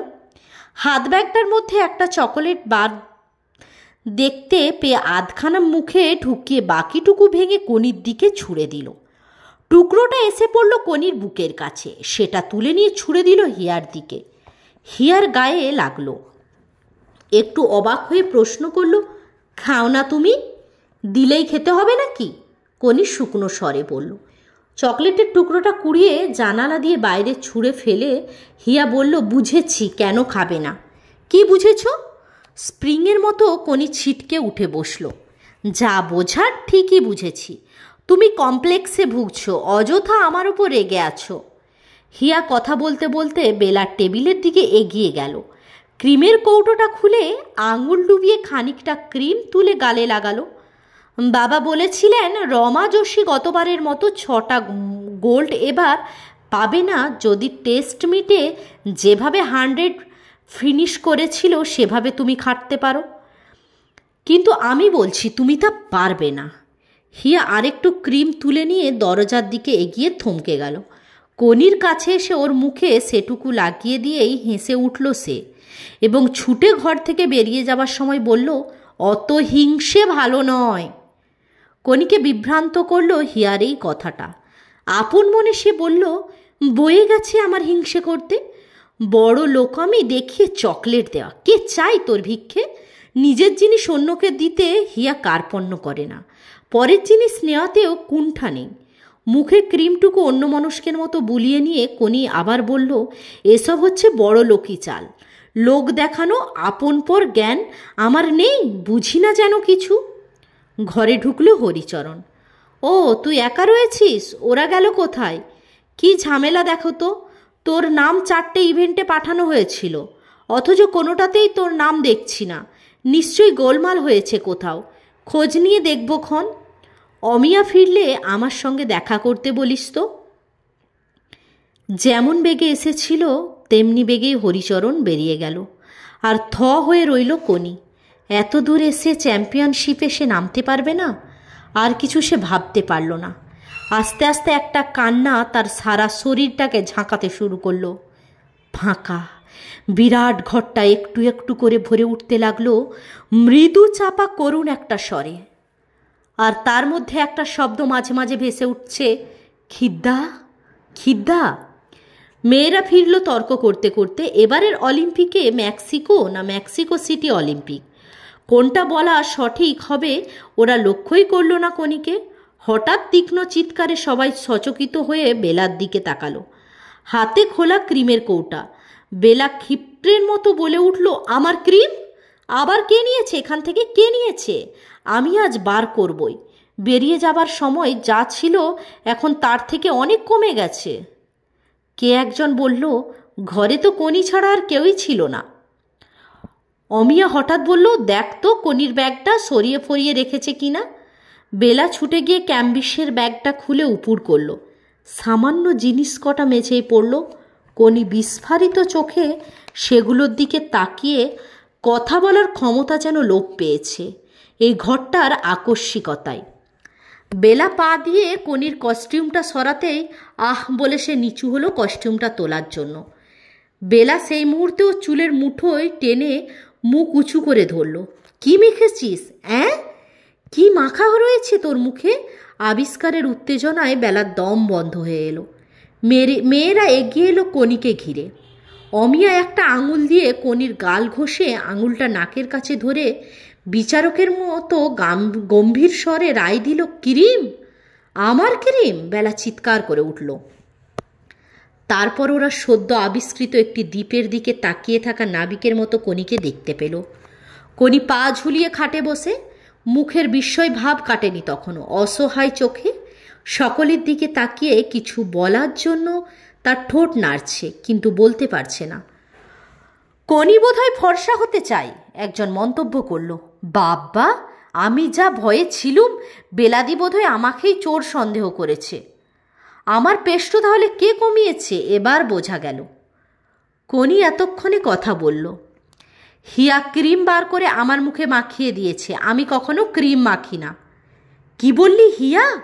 বেলা ঠাস করে কনিকে এক চড় মারল। হিয়ার নামে অপবাদ দিচ্ছিস? যিনি জানিস ও কত বড় লোক, তোর মতো 10টা মেয়েকে ও ঝি রাখতে পারে, শেষকালে কিনা হিয়াকেই চোর বানাচ্ছিস? সত্যি বলছি বেলাদি, আমায় বিশ্বাস করো, হিয়া এসেছিল, আবার বেরিয়ে গেল ওর বাবার বন্ধুর বাড়িতে।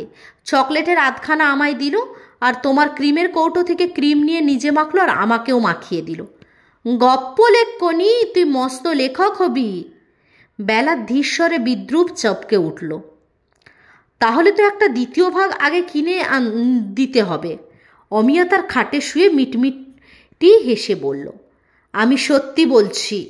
কনিশ্বর দুমড়ে মুচড়ে গেল কান্নায়। তোমরা বিশ্বাস করো, হিয়া এলে ওকে জিজ্ঞাসা করে দেখো। ওরা আর বেশি কথা বাড়ালো না, নিজের মধ্যে হাসাহাসি ফিসফাস করল কিছুক্ষণ।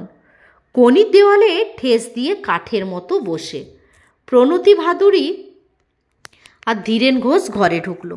ওরা যেভাবে কনির দিকে তাকালো তাতে বোঝা যায় যে ব্যাপারটা ওদের কানেও ইতিমধ্যে পৌঁছে দিয়ে এসেছে। হিয়া না আসা পর্যন্ত তোমাদের অপেক্ষা করা উচিত ছিল। প্রণতি ভাদুরী ঘরের সবাইকে লক্ষ্য করে বলল, যাও খেয়ে রেস্ট নাও। অমিয়া কাল সকালে তোর 4 আর 200 হিট। জোশী ছাড়া আর কেউ তোর কম্পিটিটর নেই। তাহলে হিটে টাইম ভালো করতে হবে। বেলা শুনে রাখো, জোশী পড়েছে তোর গ্রুপে। চেষ্টা করবি পাঞ্জাবের কাউর বলে একটা মেয়ে শুনলাম ভালো টাইম করে এসেছে। ধীরেন ঘোষ প্রত্যেককে নির্দেশ দিতে দিতে শেষকালে কনির দিকে তাকালো। তোর নাম যে কেন বাদ গেল বুঝছি না।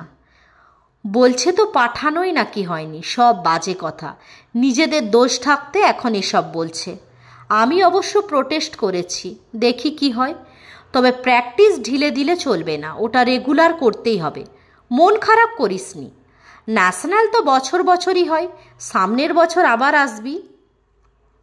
মেয়েরা খাওয়া সেরে এসে বিছানায় শুয়েছে। এমন সময় হিয়া ফিরল। কনি না খেয়েই শুয়েছিল। হিয়াকে দেখা মাত্রই উঠে বসে চেঁচিয়ে বলল, এই তো হিয়া এসেছে। বেলা হাত ধরে হিয়াকে নিজের বিছানায় বসিয়ে বলল, আজ একটা ব্যাপার ঘটেছে। কনি তোমাকে চোর বলেছে। হোয়াট? ঝটকা দিয়ে হিয়া উঠে দাঁড়ালো দু চোখে আগুন নিয়ে। বসো বসো, আগে আমার কথাটা শুনে নাও। বেলা হাত ধরে টেনে হিয়াকে বসালো আবার। আমি জানি আমার প্রতিও জেলাস, কিন্তু এমন নোংরা অপবাদ দেবে ভাবিনি। আমরাও ভেবেছি নাকি ক্রিম চুরি করে মুখে মেখে ধরা পড়ে গিয়ে বলেছে তুমি নাকি মাখিয়ে দিয়েছ। এমন বোকার মতো মিথ্যে কথা কেউ বলে? হিয়া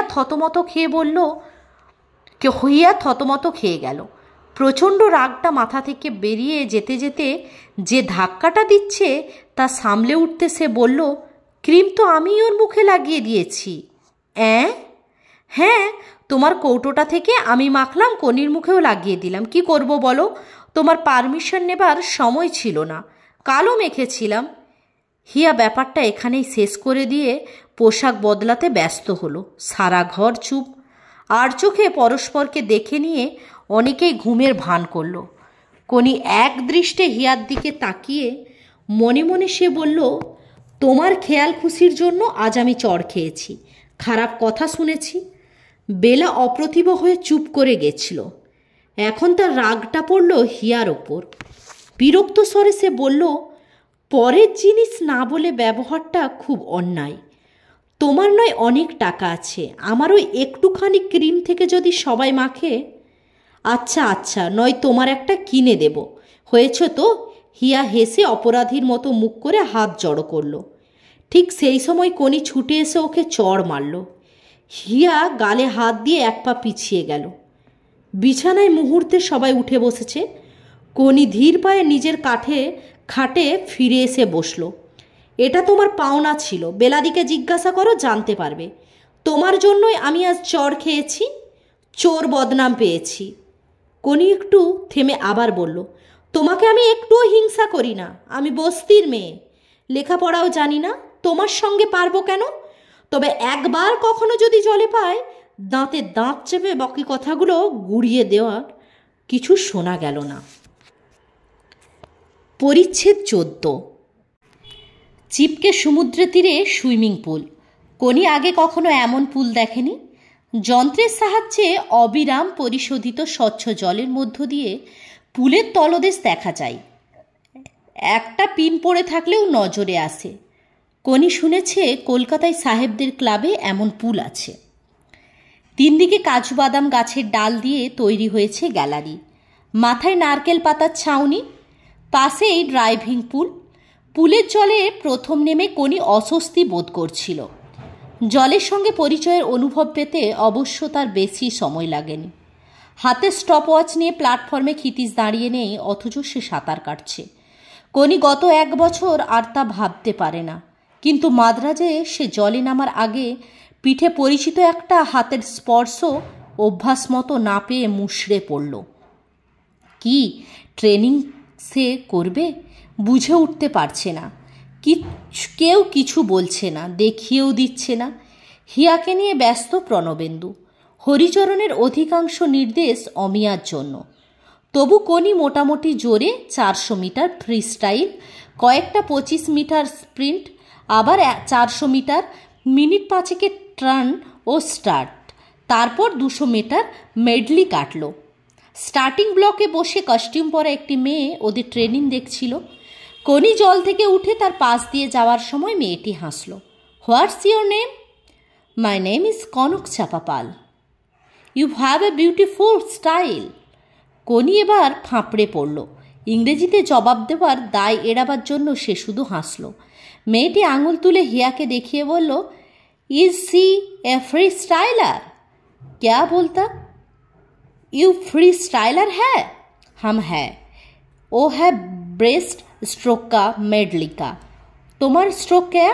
মেয়েটি হেসে বলল, রমা যোশী। কোনি এবার ভালো করে তাকালো।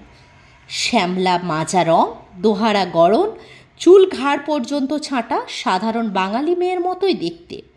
হঠাৎ তার চোখ ভেসে উঠল 70 সংখ্যাটা। কোনি দ্রুত ড্রেসিং রুমের দিকে পা চালালো। বাংলাকে প্রথম গোল্ড এনে দিল হিয়া। 5টির বেশি মেয়ে ভারতবর্ষে পাওয়া যায়নি 200 মিটার ব্রেস্ট স্ট্রোক সাঁতার কাটার জন্য, তাই হিট করার দরকার হয়নি। হিয়া 3 মিনিট 32 সেকেন্ড সময় নিল। প্রতিযোগিতার জন্য নির্দিষ্ট গ্যালারিতে বসেছিল কোনি। দেখল ভিক্টরি স্ট্যান্ডে হিয়া উঠল আরও 2টি মেয়ের সঙ্গে। ওর গলায় মাদ্রাজের এক মন্ত্রী মেডেল ঝুলিয়ে দিল, ব্যান্ড বাজালো, আর তার বুকের মধ্যে অসহ্য একটা কষ্ট মোচড় দিয়ে উঠতে লাগলো। পুলের ওধারে হিয়ার বাবা মা ছুটে গেল। হিয়া! বাবা জড়িয়ে ধরে চুমু দিল। হিয়াকে কোলে টেনে নিল মা।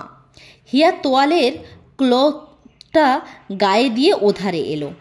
দেখি দেখি মেডেলটা। হিয়াকে ঘিরে ধরল মেয়েরা।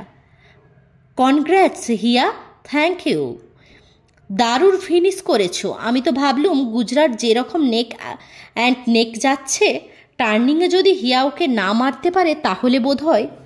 আমার শুধু ওই একবারই তখন ভয় হয়েছিল। টার্নিংটা আমার এত খারাপ। মাই সোয়ার, মেয়েটাকে দেখেছিস কেমন যেন আগাগোড়ায় মুখ তুলে রইল। কোনি তফাতেই বসে রইল। হিয়া বার কয়েক গ্যালারিতে চোখ বোলাবার সময় কোনির মুখের দিকে তাকিয়েছিল মাত্র। মেয়েদের একটি ফাইনাল ছিল, বাকিগুলি ফ্রি স্টাইলের হিট। অমিয়া ফ্রি স্টাইলে 3টিতেই ফাইনালে উঠেছে, বেলা 200 মিটারে এবং হিয়া 100 মিটারে। কথা ছিল হিয়া 200 ও 400 মিটারেও নামবে, কিন্তু প্রণবেন্দু শেষ মুহূর্তে ওর নাম প্রত্যাহার করিয়ে নেয় এই যুক্তিতে যে ওর অন্য ইভেন্টগুলো যাতে ওর গোল্ড পাওয়ার নিশ্চয়তা আছে সেগুলোর ক্ষতি হবে। তর্ক তুলেছিল হরিচরণ, কি এমন ক্ষতি হবে? 2টো ব্রোঞ্জ তো শিওর আসতো। তার মানে বেঙ্গলের 2টো পয়েন্ট। এবার চ্যাম্পিয়নশিপের জন্য বেঙ্গল খুব ভালো চান্স রয়েছে। প্রণবেন্দু শুধু হিয়ার কথাই ভাবছে, বেঙ্গলের কথাটা ভাবছ না। শোনা মাত্র প্রণবেন্দু দপ করে উঠেছিল। বেঙ্গলের কথা আমি ভাবি না, শুধু আপনারাই ভাবেন? তাহলে মেয়েটা ওখানে বসে আছে কেন? প্রণবেন্দু আঙুলটা গ্যালারিতে বসা কোনির দিকে তুলে বলল, ও থাকলে বেঙ্গল শিওর চ্যাম্পিয়নশিপ হতো। কিন্তু আপনারা ক্ষিতিশ সিংহকে জব্দ করার জন্য ওকে ভিক্টিমাইজ করলেন, আর এখান এসে বাংলার জন্য কাঁদুনি গাইছেন। এবার আমি দেখব আপনার মেয়েরা কি করে কত পয়েন্ট আনে। কোনি জানতো না তাকে কেন্দ্র করে দুটো দল পাকিয়ে উঠে ঝগড়া শুরু করেছে। পরদিন বৃহস্পতিবার সকালে 200 মিটার ফ্রি স্টাইল ফাইনালে, বিকেলে 100 মিটার বাটারফ্লাইয়ের। অমিয়া আর বেলা পুল থেকে ফিরে এসেই বিছানায়। ধীরেন ঘোষ বিস্কুট আর কমলালেবু এক হাতে, অন্য হাতে মধু ভর্তি শিশি নিয়ে ঘরে ঢুকল। কাল সকালের জন্য দুধ দুজনের জন্য 2 গ্লাস রেডি করে রাখো প্রণতি। ঠিক 8টায় পুলে পৌঁছানো চাই। এখন একদম রেস্ট, 7টার মধ্যে খেয়ে নিয়ে ঘুম। যথাসাধ্য নির্দেশ দিয়ে ধীরেন ঘোষ ঘরে চারিদিকে চোখ বোলালো। তোমাদের একটা কথাই বলবো, প্রথম গোল্ড বাংলা আজ এনেছে। শুভ জয়যাত্রা আমরা পেরিয়েছি, শেষ গোল্ডও আমাদের। আমরা চ্যাম্পিয়ন হবেই। মনে রেখো, লক্ষ লক্ষ কোটি কোটি বাঙালি তোমাদের দিকে তাকিয়ে রয়েছে। তারা অধীরভাবে অপেক্ষা করছে বাংলার মেয়েরা চ্যাম্পিয়নশিপ নিয়ে ফিরবেই। একটা গোল্ড পেয়েছি, বাকি 8টাও আমরা নেব। আমাদের কেউ আটকাতে পারবে না। পরদিন 2টি ইভেন্টের 2টিতেই প্রথম হলো রমাজসী। 200 মিটারে অমিয়া ব্রোঞ্জ পেল। রূপ নিল মহারাষ্ট্রেরই নতুন মেয়ে সাধনা দেশপাণ্ডে। বেলা 5ম স্থান পেল। চিৎকারে গোল্ড মেডেল থাকলে সেটা পেত হরিচরণ। অমিয়া যথাসাধ্য করেছে, কিন্তু গত বছর থেকে তার সময় 6 সেকেন্ড কম হলো। গম্ভীর মুখে অমিয়া জল থেকে উঠে গেল। বেলা ফুঁপিয়ে উঠল কয়েকবার। হিয়া এগিয়ে এসে যোশীকে অভিনন্দন জানালো। এরপর ঘোষণা, ভিক্টরি স্ট্যান্ডে গলায় মেডেল পরা, ব্র্যান্ডের বাজনা। কোনি উদাস চোখে সব কিছু দেখল মাত্র। বিকেলে মেয়েরা দল বেঁধে সমুদ্রের ধারে বেড়াতে গেল। কোনি পুলেই রয়ে গেল। বাটারফ্লাইয়ের রমার ধারে কাছে কেউ আসতে পারল না। বাংলার কোনো মেয়ে ফাইনালে নেই। দিল্লি আর গুজরাট বাকি মেডেল 2টি নিল। কোনি নিরুৎসুক চোখে সব কিছু দেখল। শুক্রবার সকালে সোনা জিতল হিয়া, আর রূপ পুষ্পিতা 100 মিটার ব্রেস্ট স্ট্রোকে। ব্রোঞ্জ গুজরাটের। চ্যাম্পিয়নশিপের মাঝপথে বাংলার 14 ও মহারাষ্ট্রের 16 পয়েন্ট। হিয়া ও রমার 2টি করে সোনা। চাপা একটা উত্তেজনা বাংলার ক্যাম্পে। মৃদু কম্পন তুলল। কোনি কোনো কথাই চোখ দিল না। দুপুরে খেতে বসার আগে ধীরেন ঘোষ এসে বলে গেল, বাংলা আবার ভারতের সাঁতারে নিজের জায়গায়। ডান হাতে তর্জনী মাথার ওপর তুলে গলা কাঁপিয়ে বলল উঠেছে। হিয়ার ট্রানজিস্টরে রক মিউজিক বাজছিল। প্রণতি ভাদুরী রেডিওটা বন্ধ করে ফিসিয়ে ধমক দিল, শোনো শোনো, ইন্সপিরেশন পাবে তাহলে। কিপ আপ দি ফ্ল্যাগ। এখন সমান চলেছে, কিন্তু আমরা বেরিয়ে যাবই।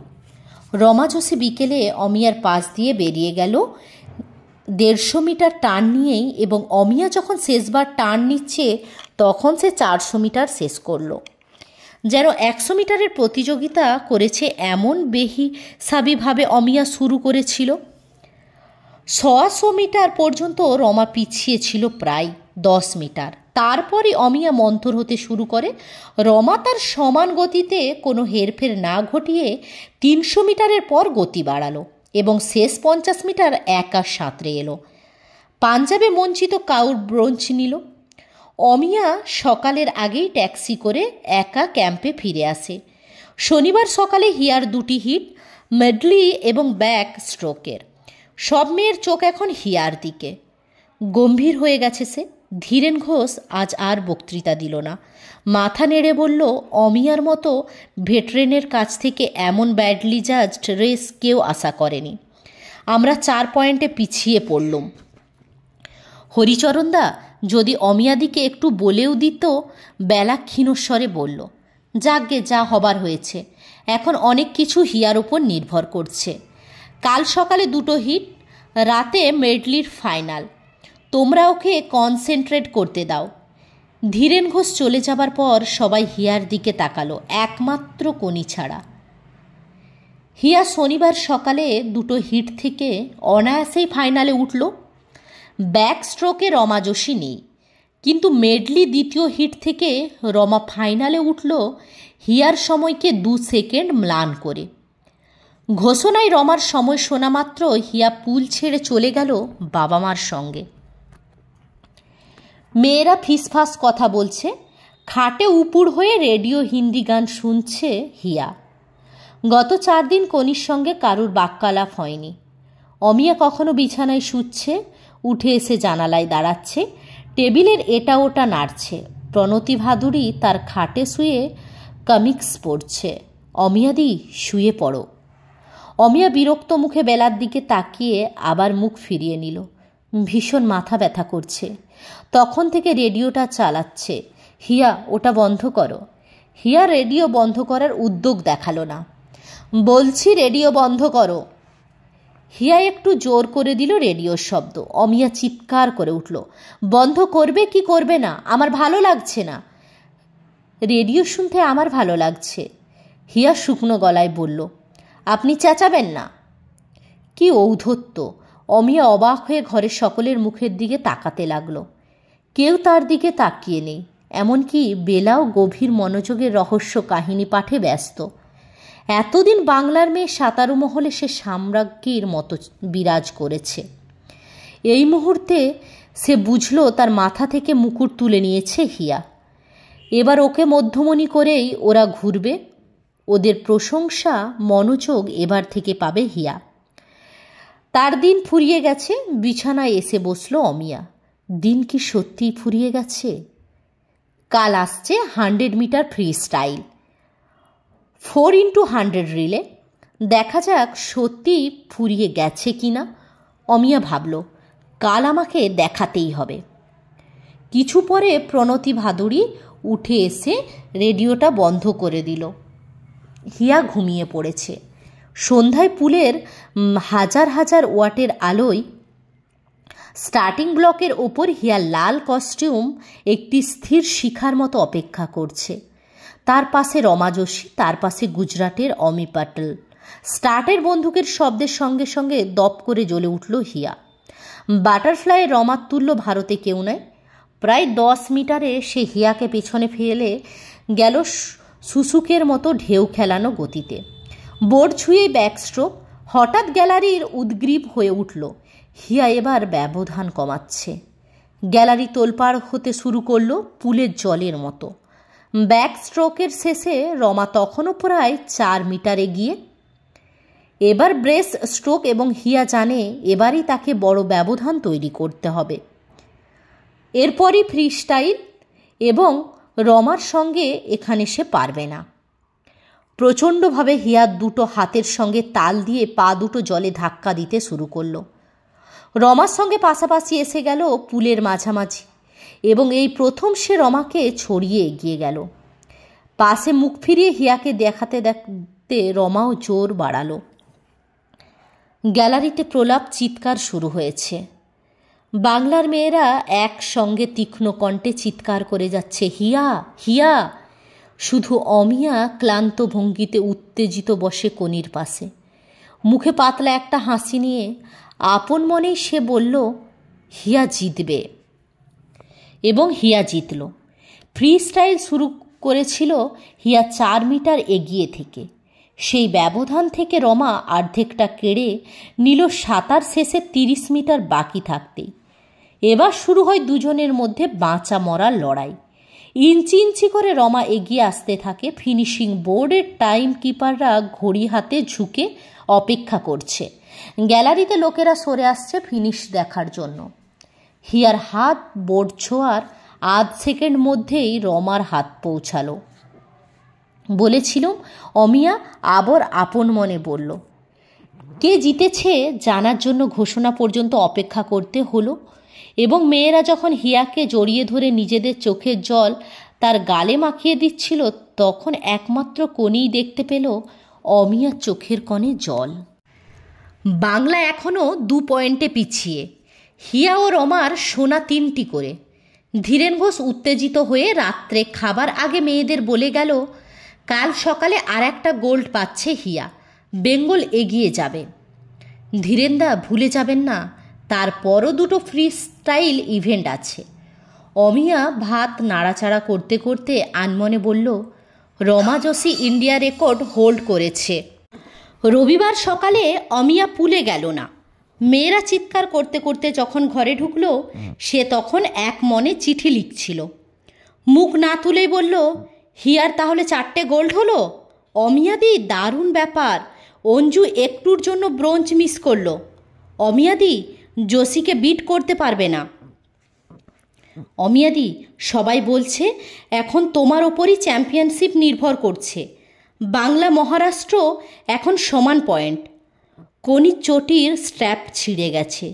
সে তখন একটা সেফটি পিন দিয়ে সেটাকে ব্যবহারযোগ্য করার চেষ্টায় ব্যস্ত।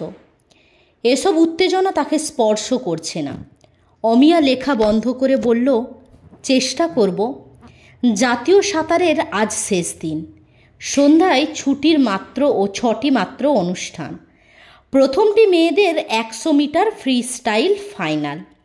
8 জন প্রতিযোগীর মাঝের লেনগুলিতে রমা, অমিয়া, হিয়া। আজ গ্যালারি উপচে পড়ছে। কনি খালি পায়ে বসে সেফটি পিনে চটিটাকে চলার যোগ্য করা যায়নি।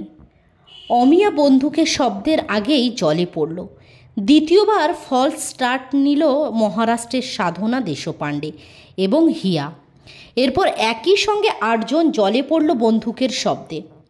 30 মিটারে দেখা গেল 2 জন এগিয়েছে বাকিদের থেকে, রমা ও অমিয়া। তারপরই প্রচণ্ডভাবে নিজেকে বিস্ফোরিত করে অমিয়া পিছনে ফেলল রমাকে। টার্ন নিয়েই সে রমার থেকে 1 মিটার এগিয়ে যাচ্ছে। রমার কিছুটা পিছনে হিয়া, তার পাশেই সাধনা। হরিচরণ চিৎকার করতে করতে কুঁজো হয়ে পড়েছে। একটা অস্ফুষ্ট কাতরানি শোনা গেল। অমিয়া জলে ভাসছে আর ছটফট করছে পেট চেপে ধরে। মুখটা যন্ত্রণায় বিকৃতি, ক্র্যাম্প ধরছে। জলে লাফিয়ে পড়ল 2 জন। ছুটে গেল বাংলার অফিসিয়ালরা। হরিচরণ কপালে হাত দিয়ে বসল। রমা যোশী তখন ফিনিশিং বোর্ড ছুঁয়েছে। তার পেছনে হিয়া এবং সাধনা। মহারাষ্ট্র 3টি পয়েন্ট এগিয়েছে। শেষ ইভেন্ট 4x100 মিটার রিলেতে সোনা জিতে 10 পয়েন্ট আনতে না পারলে বাংলা চ্যাম্পিয়ন হওয়া সম্ভব নয়। এখন হিয়া ও রমা দুজনেই 4টি সোনা। পয়েন্টে দুজনেই সমান হয়ে ব্যক্তিগত যুগ্ম চ্যাম্পিয়ন হয়েছে। রিলের পয়েন্টে টিম পাবে, কিন্তু ব্যক্তিগত সোনা পাওয়া কে এগিয়ে যাবে সেটাও নির্ভর করছে এই ইভেন্টের উপর। আর আধ ঘন্টার মধ্যেই চ্যাম্পিয়নশিপের শেষ অনুষ্ঠানে মেয়েদের 4x100 রিলে শুরু হবে। ছেলেদের ফাইনাল এইমাত্র শেষ হলো। অমিয়া মেডিকেল রুমের টেবিলে শুয়ে। ঘরের বাইরে ধীরেন ঘোষ বিষণ্ণ কণ্ঠে বলল, এত কাছে এসে ভরাডুবি হলো। বাংলা তাহলে চ্যাম্পিয়নশিপটা পেল না। ভাগ্য। হরিচরণ থতমত মুখে বলল, অমিয়া তো নামতে পারবে না, তাহলে রিলে টিমটা কি হবে? আর মিনিট মাত্র সময় রয়েছে। হিয়া, পুষ্পিতা, বেলা, 4th মেয়ে কে হবে? রিজার্ভে আছে অঞ্জু। আর ধীরেন ঘোষ থেমে গেল। হরিচরণ একদৃষ্টে তার দিকে তাকিয়ে। প্রণবেন্দু এবং আরও 3-4 জন ব্যস্ত উত্তেজিত হয়ে হাজির হলো। কি আপনারা এখানে দাঁড়িয়ে? রিলে টিমের কী হবে? আর যে সময় নেই, প্রণবেন্দু বলল। সেইটাই তো ভাবছি। ভাবাভাবির কিচ্ছু নেই। কনকচাপা পালকে নামান অমিয়ার জায়গায়, একজন রুক্ষ স্বরে বলল। কিন্তু ফিন্তু কিছু নেই ধীরেনদা। বেঙ্গলের এখনও একটা আউটসাইড চান্স আছে ওকে নামালে। অঞ্জু একদমই পারবে না। আপনারা বসে বসে ভাবুন তাহলে, আমরাই ব্যবস্থা করছি। প্রণবেন্দু প্রায় ছুটেই চলে গেল। ধীরেন ঘোষ একদৃষ্টে সেদিকে তাকিয়ে তারপর আচমকা ঘুম ভাঙা মানুষের মতো অনুসরণ করল প্রণবেন্দুকে। হরিচরণ পাথরের মতো দাঁড়িয়ে রইল। কনি যথারীতি গ্যালারিতে বসে। বাংলার মেয়েরা শুকনো মুখে অনিশ্চিত স্বরে নিজেদের মধ্যে ফিসফিস করছে। পুরুষদের মেডলি রিলে ফাইনাল এবার শুরু হবে। প্রতিযোগিতা স্টার্টিং প্ল্যাটফর্মে আসছে। কনি হাত নেড়ে প্রণবেন্দু এবং আরও কয়েকজন ডাকছে। কনি বুঝতে পারল না তাকেই ওরা ডাকলো কিনা। কনি তাড়াতাড়ি, কুইক! অবাক হয়ে কনি তখনও বসে। ধীরেন ঘোষ হাত নাড়ছে তার দিকে। কনি, আর সময় নেই, তোমায় নামতে হবে রিলেতে, অমিয়াদির জায়গায়। হিয়া গ্যালারিতে উঠে এসে ওর হাত ধরল। শিরশির করে উঠল কনির শরীর। আমি? হ্যাঁ তুমি, কস্টিউম পরে নাও। না, আমি নামবো না। কনি হাত সরিয়ে নিল। বেঙ্গল চ্যাম্পিয়ন হতে পারবে না? না পারুক, আমি পারবো না। তুমি বেঙ্গলকে ভালোবাসো না? না, বাসি না। কনি মুখ ঘুরিয়ে অন্য দিকে তাকালো। বুকের থেকে উঠে আসা একদলা অভিমান ওর কণ্ঠে আটকে গেল। ভালোবাসতে হয় তুমি বাসো, আমি গরিব, আমাকে দেখতে খারাপ, লেখাপড়া জানি না। কত কথা শুনলাম, কেউ আমার সঙ্গে কথা বলছে না। জোচ্চুরি করে আমাকে বসিয়ে রেখে এখন ঠেকাই পড়ে এসেছ আমার কাছে। হিয়া ঝুঁকে কনির হাত দুটো কাঁধ ধরে ঝাঁকাতে ঝাঁকাতে দাঁত চেপে চাপা স্বরে বলল, আমি নিজের জন্য আসিনি, বেঙ্গলের হয়েই তোমাকে ডাকতে এসেছি। না, এসেছ নিজের জন্য। তুমি নিজের জন্য আর একটা গোল্ড চাও। রমা যোশীকে। কনি থেমে গেল। চড় মারার জন্য হিয়ার হাতটা উঠেছে। কনিও হাত তুলেছে। ছোড়ার মতো চারটে চোখের প্রচণ্ড সংঘর্ষে স্ফুলিঙ্গ ছিটকে পড়ল। ধীর স্বরে হিয়া বলল, কনি, তুমি আনস্পোর্টিং। কি বললে? ছিলে ছেঁড়া ধনুকের মতো কনি উঠে দাঁড়ালো। আমি কস্টিউম আনিনি, আমার এক্সট্রা আছে। অ্যাম্প্লিফায়ারে ঘোষণা হচ্ছে, এবার শেষ অনুষ্ঠান শুরু হতে যাচ্ছে। মেয়েদের টিম চ্যাম্পিয়নশিপে নির্ধারিত হবে এই রিলে সাঁতারেই। একে একে টিমের নাম পড়া হচ্ছে। পুলের প্রধান ফটকে এই সময় একটা হইচই উঠল। একটা পাগলা লোক তীরের মতো দৌড়ে পুলিশ ও ভলেন্টিয়ারদের ভেদ করে ভিতরে ঢুকে পড়েছে। তাকে তাড়া করছে 2-3 জন। প্রতিযোগীরা জলে নেমে শরীর ভিজিয়ে উঠে এসেছে। এখন তোয়ালেতে গা মোছায় ব্যস্ত। হিয়ার হাত থেকে তোয়ালেটা টেনে নিল কনি। অন দ্য বোর্ড স্টার্টারের গলা শোনা যেতেই সারা পুলে ঝপ করে স্তব্ধতা নেমে এলো। ব্লকের ওপর উঠেছে মহারাষ্ট্রের সাধনা, পাঞ্জাবের মঞ্জিত, বাংলার হিয়া এবং আরও 2টি মেয়ে। 5টির বেশি টিম হয়নি। Get set. নিখুঁতভাবে জলে পড়ল হিয়া ও সাধনা। পুলের গ্যালারিতে মর্মরধ্বনি ক্রমশ ধাপে ধাপে উঠতে শুরু করলো। যখন হিয়া আগাগোড়া সাধনাকে পিছনে রেখে পুষ্পিতাকে 3 মিটার আগুয়ান থাকার সুবিধা দিল, কিন্তু পুষ্পিতা এই সুবিধা 50 মিটারের বেশি ধরে রাখতে পারল না। মহারাষ্ট্রের লিন্ডা ডিসুজা তাকে অবহেলায় 2 লেন্থে পিছনে ফেলল। ব্লকের ওপরে দাঁড়িয়ে উৎকণ্ঠিত বেলা দেখল তার পাশের লেনে ঝাঁপিয়ে পড়ল মহারাষ্ট্র। ব্লকের পেছনে দাঁড়ানো হিয়া ফিসফিসিয়ে বলল, বেলাদি অল আউট, বেলাদি লড়ে যাও। বেলা লড়ে গেল। সাধ্যের থেকেও নিজেকে বাড়িয়ে বেলা সাঁতার দিল। যে কোনো দিন যে কোনো সময় দীপ্ত কারমার্কার অন্তত 4 লেন্থে বেলাকে পিছনে ফেলবে। কিন্তু আজ বেলারই দিন। দীপ্তি 2 লেন্থের ব্যবধানটা 1 ইঞ্চিও বাড়াতে পারল না। বেলা এই যে ফারাকটা বজায় রাখতে পারবে বাংলার কেউ আশা করেনি। হিয়া হাতটা চেপে ধরেছে কনির। একটা মোটর ইঞ্জিন স্টার্ট নেবার চেষ্টায় থরথর করে উঠতেই আবার থেমে যাচ্ছে। এমনভাবে কনির শরীর কেঁপে কেঁপে উঠেছে। এক দৃষ্টে সে জলে বেলার দিকে তাকিয়ে। স্টার্টিং ব্লকে ওঠার জন্য সে যখন পা তুলতে যাবে তখনই কনি! পাটা নেমে এলো। কনি! 3 দিকের গ্যালারি সাঁতার থেকে একবার চোখ ফেরালো। পুলের পাশে 2-3টি ভলেন্টিয়ারের সঙ্গে ধস্তাধস্তি করছে ময়লা পাঞ্জাবি, মাথায় কাঁচা পাকা চুল, পুরু লেন্সের চশমা পরা একটি লোক। Fight Koni, fight! বক্সিংয়ের ভঙ্গিতে 2টি হাত চালাচ্ছে। ফাইট কনি! একটা 8 সিলিন্ডার ইঞ্জিনের হঠাৎ যেন স্পার্ক প্লাগ থেকে বিস্ফোরিতের বার্তা পৌঁছেছে। প্রচণ্ড ঝাঁকুনি দিয়ে ধক ধক করে উঠল কনি। চমকে হাতটা টেনে নিল হিয়া। খিদ্দা? হিয়া ঠেলে দিয়ে বলল, কনি উঠো কুইক। ব্লকে উঠতে উঠতে কনি বলল, খিদ্দা এসেছে। রমা যোশী জলে পড়ল। 3 সেকেন্ড পরে কনি। পুলে যদি জলের বদলে মাটি থাকতো তাহলে বলা যেত একটা কালো পান্থার শিকড়ে তাড়া করেছে। কনি শিকার টাইম কিপারদের হাতের ঘড়ি। 30 মিটার পর থেকেই দর্শকরা বুঝতে পারল কিছু একটা ঘটতে চলেছে। তারা নিঃশ্বাস ফেলার সময়টুকু দিতেও ভুলে গেল। গলার স্বর নেই, পলক পড়ছে না। গ্যালারির বহু লোক নেমে এসে পুলের ধারে দাঁড়িয়েছে, ভলেন্টিয়াররাও। জলকণায় তৈরি একটা আচ্ছাদনের ঘেরাটোপের মধ্যে কনি যেন অশরীরী হয়ে এগিয়ে যাচ্ছে। টার্নিংয়ের পরই দেখা গেল যে রমা যোশীর পাশেই বিপদ এসে গেছে। এটা বুঝতে পেরেছে যোশী। জোর দিল সে। কনি তবুও পাশেই। আরও 40 মিটার পাশাপাশি রইল ওরা। এরপরই অবরুদ্ধ উত্তেজনা ফেটে পড়ল পুলের চারধারে। কনি প্রায় 1 হাত এগিয়ে এসেছে, আর 10 মিটার বাকি। রমা বুকে বাতাস ভরে জলের ওপর যেন লাফিয়ে উঠল হাতের প্রচণ্ড টানে। চারিদিকে অন্ধকার, কনি কিছু দেখতে পাচ্ছে না। ভয়ঙ্কর একটা যন্ত্রণা তার শরীরকে কামড়ে ধরেছে।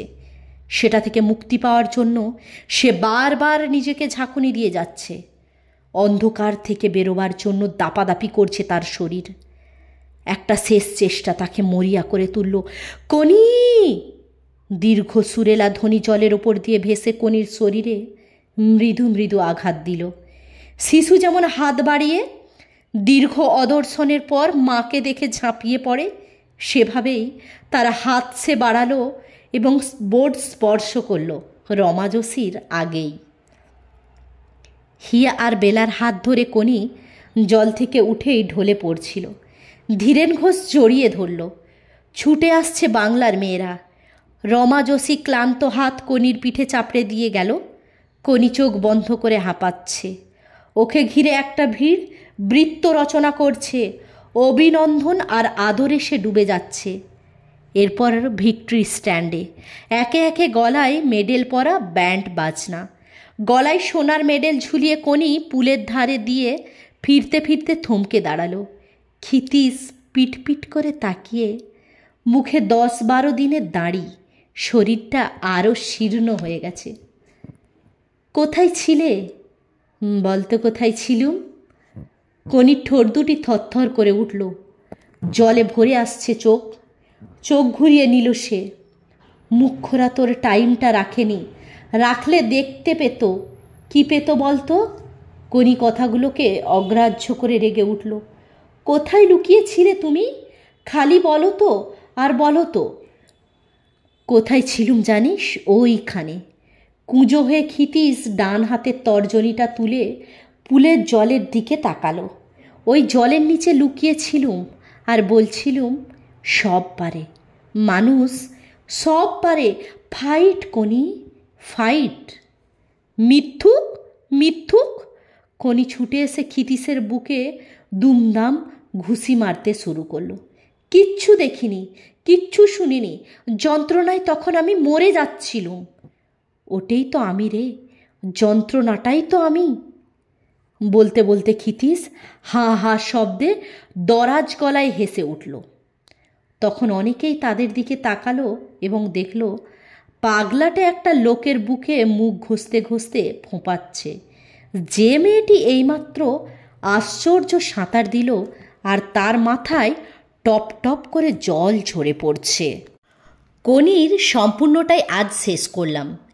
এই অডিওগুলো যদি আপনাদের ভালো লাগে, আপনাদের কোনো কাজে লেগে থাকে, তাহলে অবশ্যই আমার চ্যানেলটিতে লাইক, কমেন্ট ও সাবস্ক্রাইব করে আপনার বন্ধুদের কাছে শেয়ার করে দেবেন।